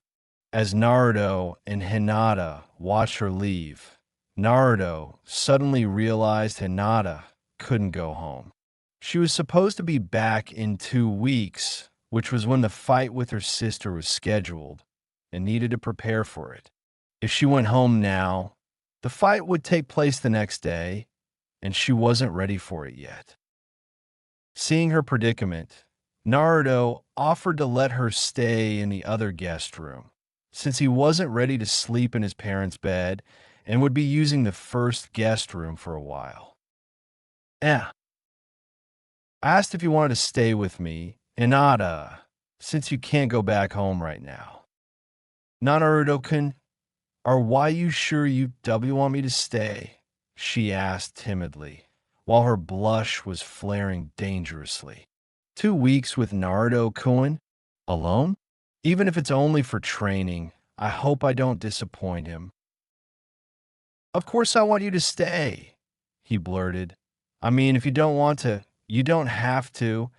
I just thought that it would be easier for you to stay with me since I'm helping you train for your fight with your sister." I would like that," she replied, her cheeks alight. With that, the pair set off towards his new house, CH6. The next 2 weeks passed by in a blur for Hinata. All of her time was spent training with Naruto. They woke up, ate breakfast, trained, ate lunch, trained, ate dinner, trained, and slept. Every day for 2 straight weeks, that's all they did. And it helped. All who were present at the Hyuga estate could tell, just from the way she moved. There was more confidence in it. By no means was she not shy anymore, but she was less shy. Hinata looked around the Hyuga grounds, trying to pick familiar faces out of the crowd. It wasn't as hard as she feared, since all the non-Hyugas were rather obvious. Sakura was the closest, since she was the medic on hand in case either was seriously injured. She saw Tintin sitting next to Niji near the other branch members. Shino, Kiba, and Kurenai were behind her to show support for their teammate. Tsunade was there as well, although only because Hinata had asked her to. The one face she wanted to see most, though, she couldn't find. She had parted ways with Naruto earlier that morning, and he had told her then that he would be there in a little while. Suddenly, though, she felt his chakra, and although she couldn't see him, she relaxed knowing that he was there. She still hadn't admitted her feelings for him, even though they had been alone together for the last 2 weeks. But she felt that she was a lot closer to accomplishing her goal. Maybe if I win, I'll be able to tell him. Maybe she was interrupted from further thoughts by the arrival of both her sister and her father. Well, here we go. Watch me, Naruto-kun. She stood calmly as her father motioned for the crowd to be silent. We are gathered here today to see which of my daughters shall bear the title of heir to the Hyuga clan. The winner shall receive the title, and the loser shall be sealed and placed into the branch family. He continued speaking, but Hinata wasn't paying attention anymore. She was mentally preparing herself for the fight ahead, for as much as she wanted to win and finally be acknowledged by her father, she didn't want Hanabi to be sealed into the branch family either. Nor did she want to be sealed, since if she was, she wouldn't be able to bring about the much-needed change in the clan. Noticing that her father had finished speaking, she sunk into her opening stance, as Hanabi did the same, flashing through some quick signs to activate her Byakugan. Hinata did the same, only she no longer needed the signs for it. Hayashi raised his hand, glanced between the fighters, dropped his hand with a call of "Begin!" and jumped out of the way. The two sisters charged at each other, engaging in a furious swarm of palm strikes, neither able to land a clean hit. This continued for several minutes, until they both jumped back, breathing heavily. Strangely, though, there were no words exchanged between them.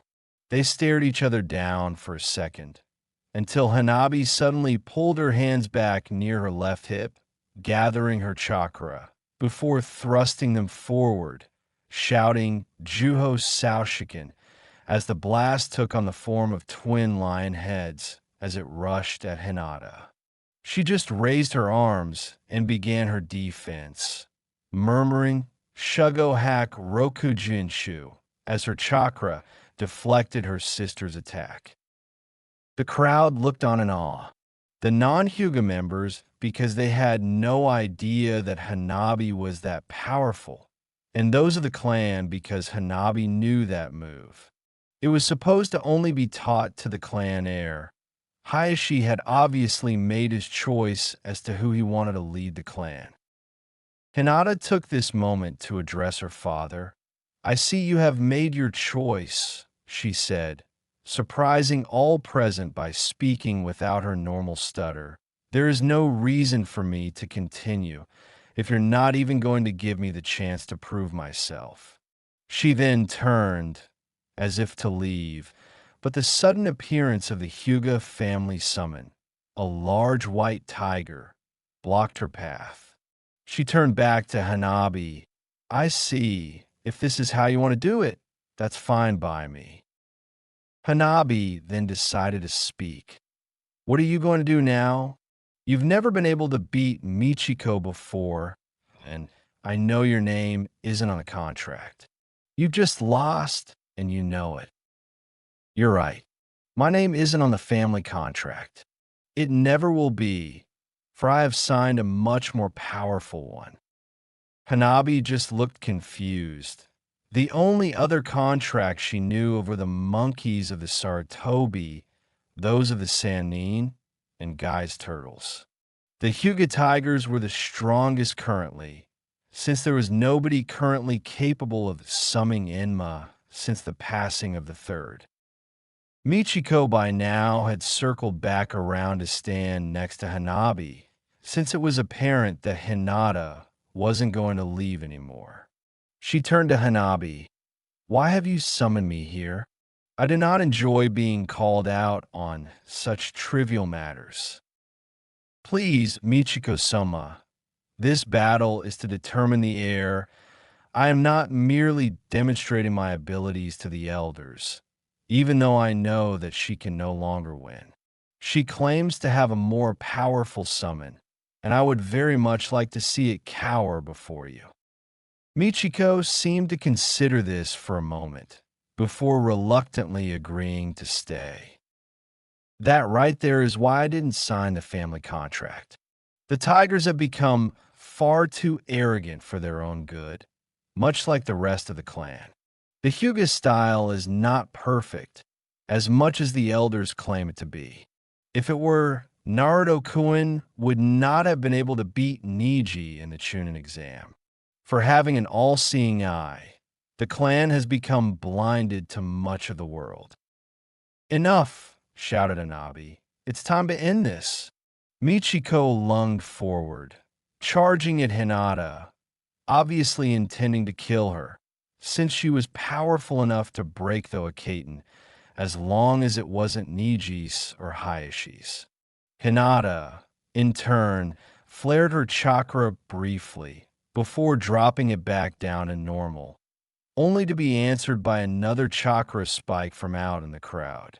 She quickly nipped her thumb before shooting through some signs and slammed her palm to the ground, shouting, Kuchios no Jutsu, and being enveloped in a large cloud of smoke. Michiko halted her charge just outside the smoke, waiting to see the pathetic summon of her summoner's pathetic older sister. A massive chakra spike, however, quickly dispersed all the smoke, revealing a three-tailed horse-sized red fox, standing calmly behind Hinata. Hello, Hinata-sama. What do you need today? Not much, Masami. Just thought I'd officially introduce you to the Hyuga family summon, Michiko of the Tigers, she said, as she leaned back against Masami's side. The crowd had fallen silent at the appearance of the fox, as this was the first time anybody here had seen someone summon a fox. The fighters, however, ignored the crowd.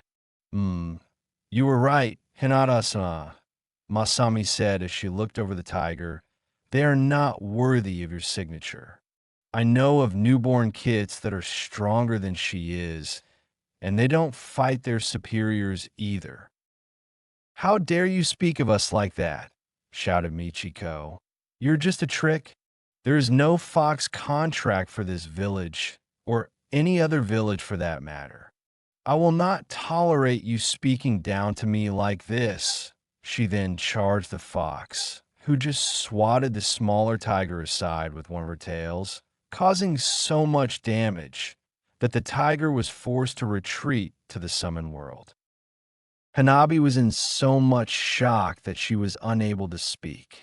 Some trick had just defeated the strongest tiger she could summon. Hinata exchanged a few quiet words with Masami before the fox also returned to the summon world. An odd thought suddenly ran through Hanabi's head, triggering an old memory of when she was learning about the family summons. Finding her voice, she yelled at her sister, I demand that you allow me to sign that contract.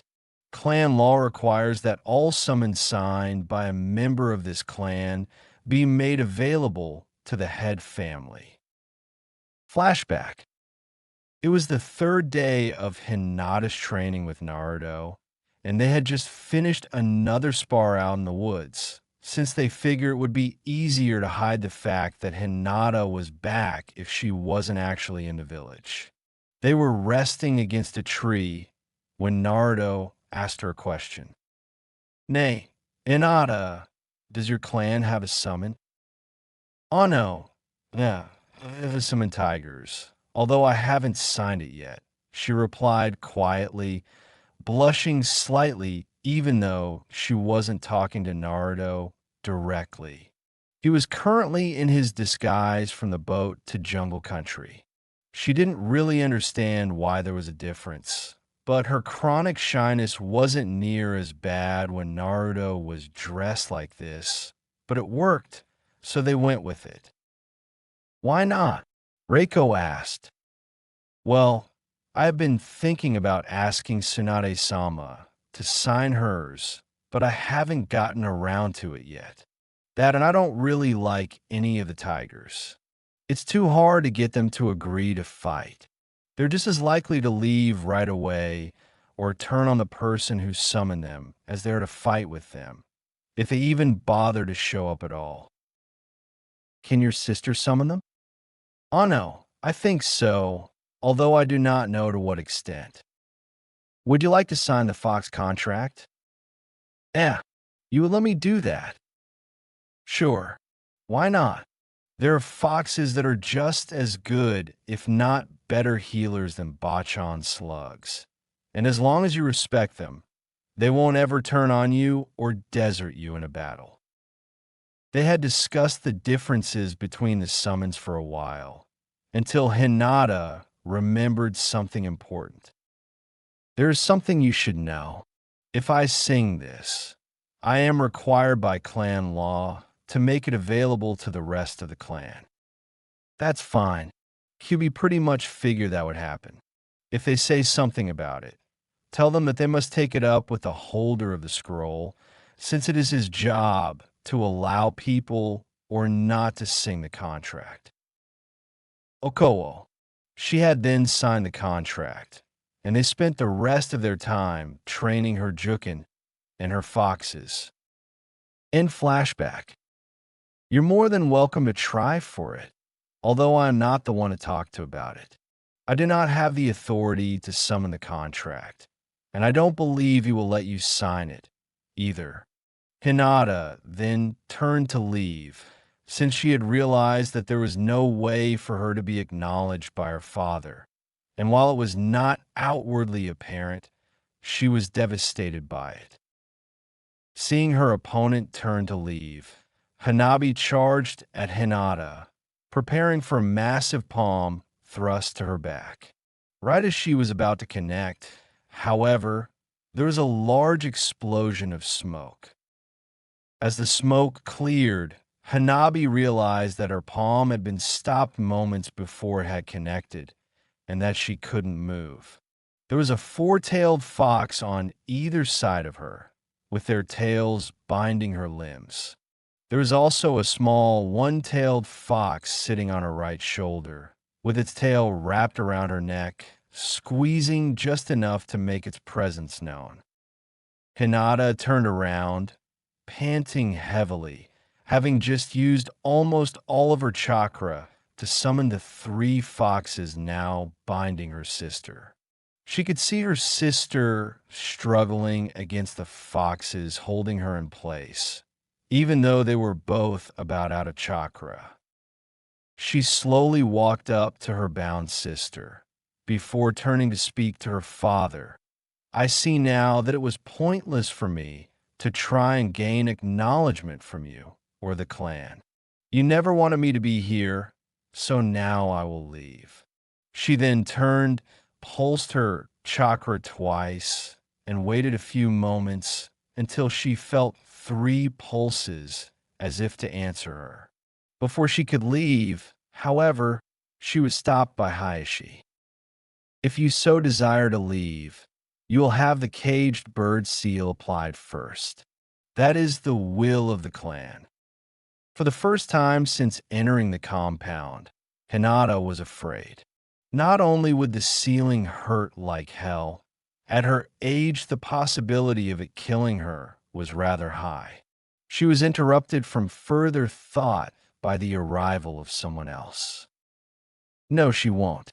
I've read your clan laws, and as long as she remains loyal to Konoha, your clan has no right to bind her with that seal. To further dissuade you from sealing her, I will extend the offer to anyone of this clan who so desires the Fox contract to seek me out at noon at Training Ground 15 in 10 days. This is a one-time offer, open to both the branch and main families. Yes, that includes you, Hayashi, if you believe you can pass the test administered by the contract holder. This statement turned the heads of many branch members, as they weren't allowed to sign the Tiger contract. Not even Niji was allowed to do that, even though he had never wanted to. The Tiger summons didn't mesh well with his personality and fighting style. Hayashi just sneered at Naruto, for that's who it was. And who are you to think that you can just waltz in here and do as you please? The Hyuga clan will not bow down to the wishes of a demon child. You should have been killed when you were born. Surprisingly, to all of his friends that were present, he didn't cringe away from Hayashi like he usually did whenever someone called him a demon.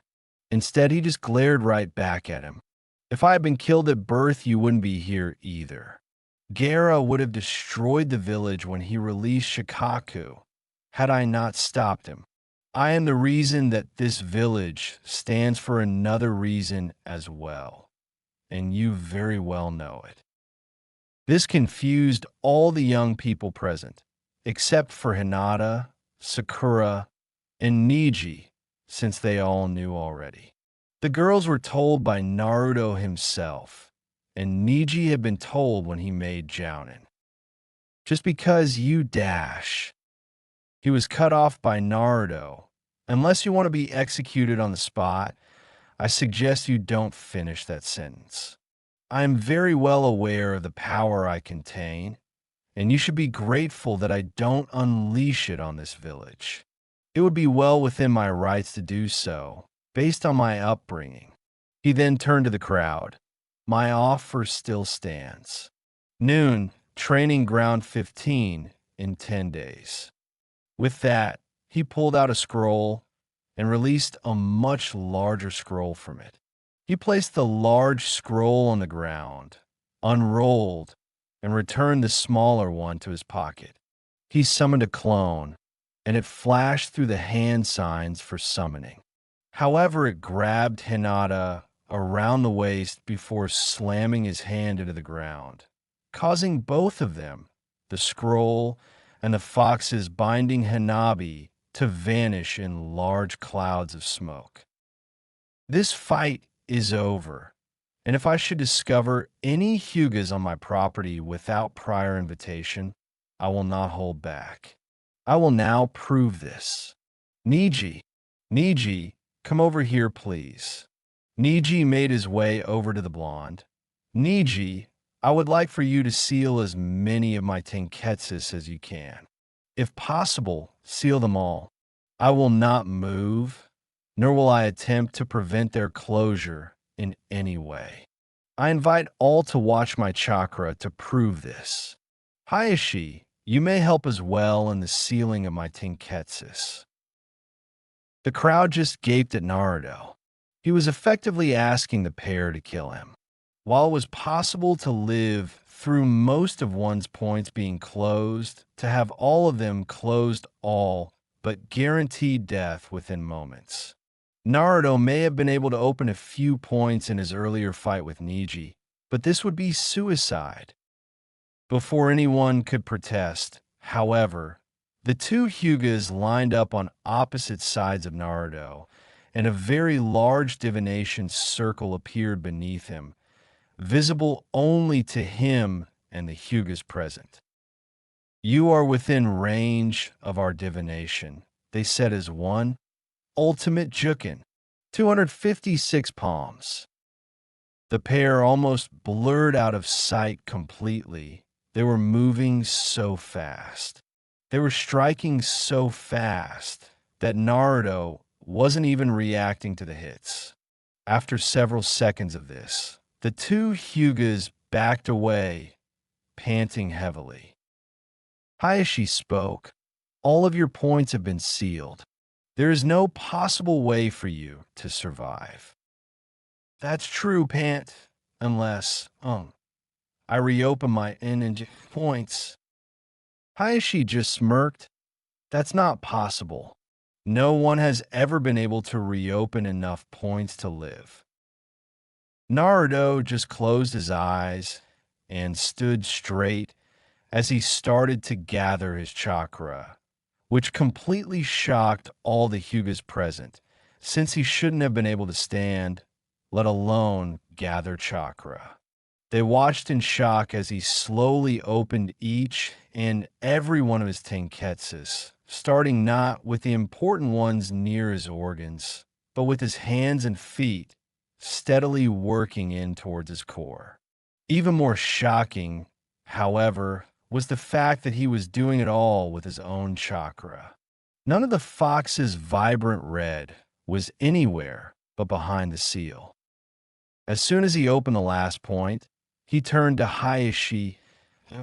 Ujukin doesn't work on me. I suggest you not send people after either Hinata or myself. He then turned away and calmly walked out of the compound, followed soon after by all the other non-Hyugas.ch7.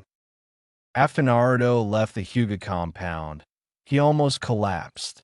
He wasn't out of chakra. He was just in an extreme amount of pain. Knowing that the Hyugas would stop paying attention to him once he opened his points, he had blocked out some of the pain with his chakra. Now, however, he had stopped blocking the pain, so it would be harder to follow his signature. He stumbled along for a while, heading towards his new home, and was just about to pass out when a red blur ran in front of him. When he awoke, he was in the master bedroom of his parents' house. As he looked around, he noticed that Kotaro was curled up at the end of the bed, Hinata was passed out in a chair next to the bed, and it was in the middle of the night. He nudged Kotaro awake. "Hey," he whispered, "how long was I out?" "The rest of the day. I caught you right as you passed out and brought you back here. I'm sorry for putting you in the master bedroom, but it was the closest bed to the stairs, and you're heavy." "It's okay. I was planning on moving in here anyways." "How long has she been here?" he asked, motioning towards Hinata. "The whole time. She's going to want an explanation, though. She saw all the bruises on you." "What time is it?" he asked next, since he had finally noticed that it was dark out. "I don't know, 11:30? Midnight? Somewhere in there, I think." "What did they do to you?" "I showed them that the gentle fist doesn't work on me." "And how, pray tell, did you accomplish that?" "I let them do a 256 palm, which closed all my points, and then reopened all of them while the whole clan watched." The fox face planted onto the bed. "You are an absolute idiot. I can't believe that you actually let them do that. I can see why you did, since they think their Jukin is all-powerful, but still. Yeah, not one of my best ideas. At least it worked." They fell into an easy silence until Naruto decided to take Hinata back to her room. A thought flickered through his head as he picked her up. I wonder where she's going to stay now. She obviously can't go back to her clan. I mean, she's always welcome here, but I wonder if she'll stay. He was interrupted by the small noises Hinata was making in her sleep, which he soon realized was her voice. Naru, couldn't find."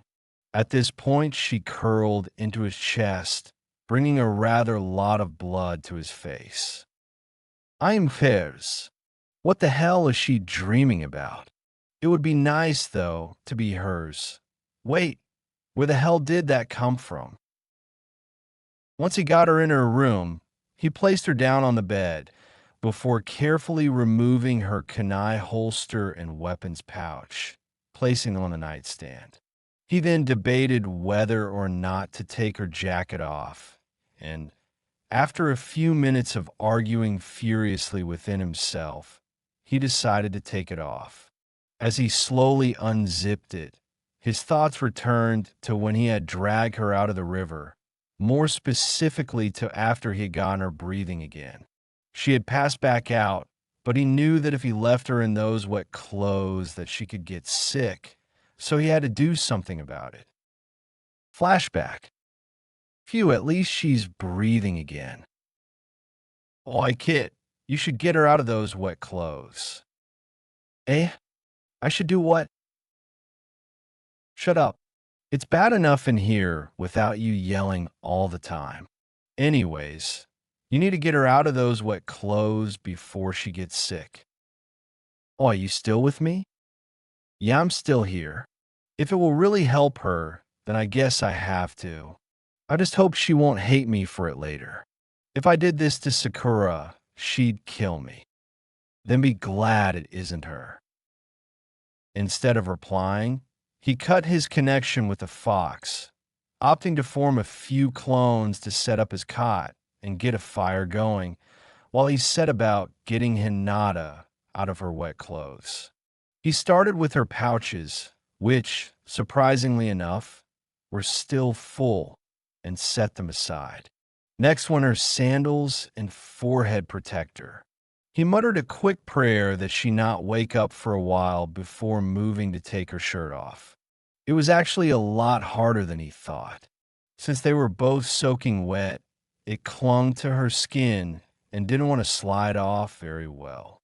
Once he managed to get it off, he then removed the armored mesh shirt she had on under that, which came off a lot easier.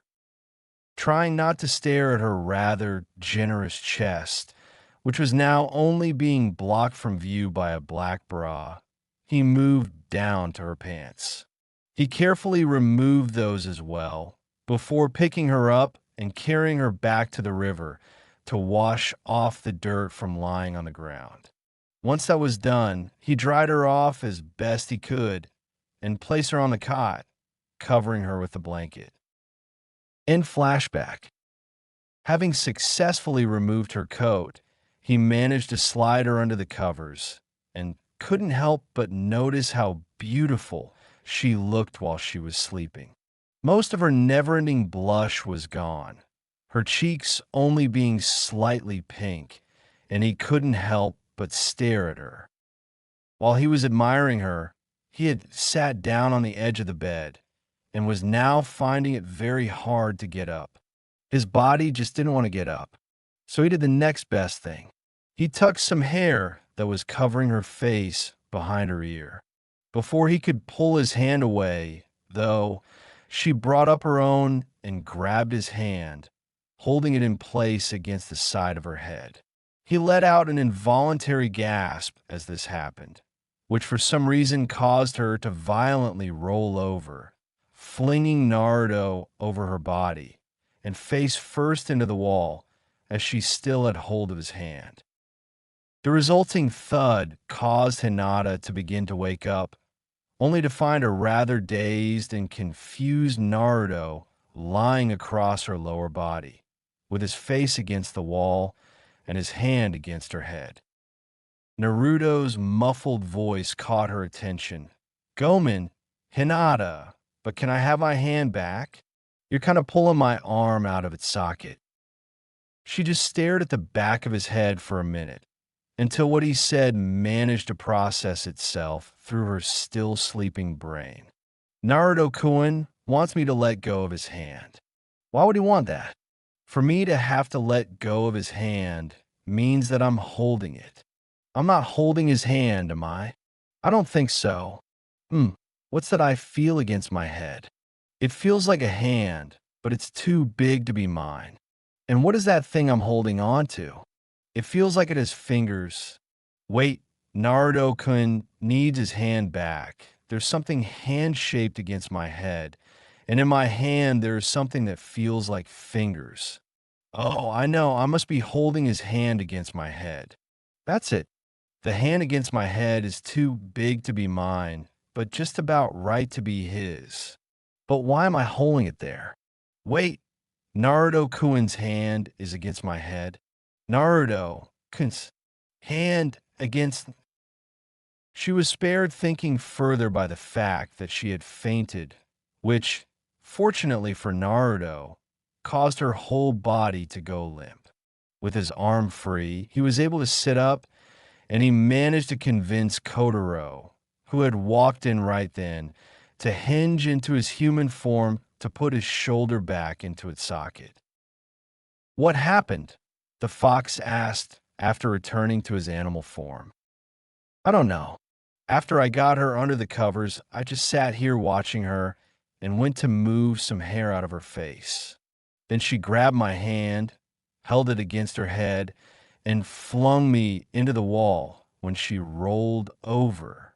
The sound made her start to wake up, and when I asked her to let go of my hand so I could get up, she just stared at me for a minute while her face was turning red and then fainted again." Kotaro just started laughing. "I can't believe how dense you are. Wait, you know why she always faints around me?" "Yep. And before you ask, I'm not going to tell you. It's something you must figure out for yourself. If you really think about your interactions in the past, you should be able to figure it out." "Huh. Well, oh, hey, look, she's waking up." The pair watched as she began to wake up, as her blush finally receded a little. "What happened?" she asked. Naruto repeated the story of why he had face planted into the wall, bid her good night, and went to bed. Once Naruto fell asleep, he immediately found himself in his mindscape. Knowing that the only reason he would end up there was because the fox wanted to talk to him, he wandered the dark, watery halls until he found himself in front of the massive cage that held the Kyūbi. "What do you want?" he asked the beast. "Shut up, kid. I brought you here to tell you some things, not to be insulted by you. Still, why am I here? I'm trying to sleep. You needn't worry about that. Your body is sleeping right now. As to why you are here, I have decided to allow you to the use of my enhanced senses. You just have to channel some chakra to whatever sense you want enhanced. This will work with either chakra, although if you use mine, it will have a greater effect. Oh, just be careful around others if you enhance your sight.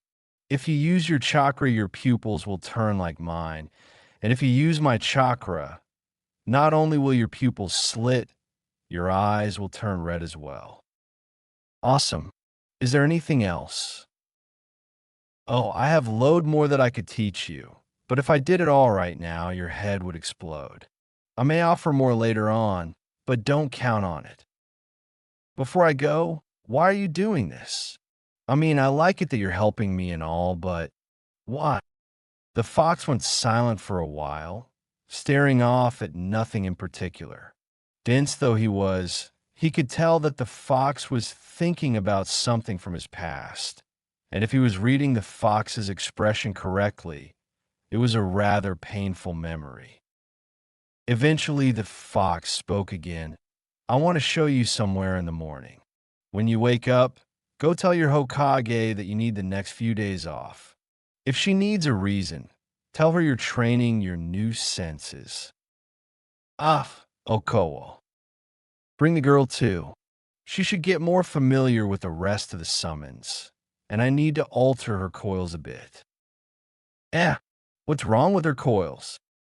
"Nothing is wrong with them, but from what I can tell from her abilities, they're too small to be able to summon some of the stronger foxes and still be able to fight. So what are you going to do to her?" "I'm going to make them bigger, idiot. They won't be near the size of yours, but they need to be bigger." "Okay. Oh, by the way, which fox should I use to give the test to the Hyugas?"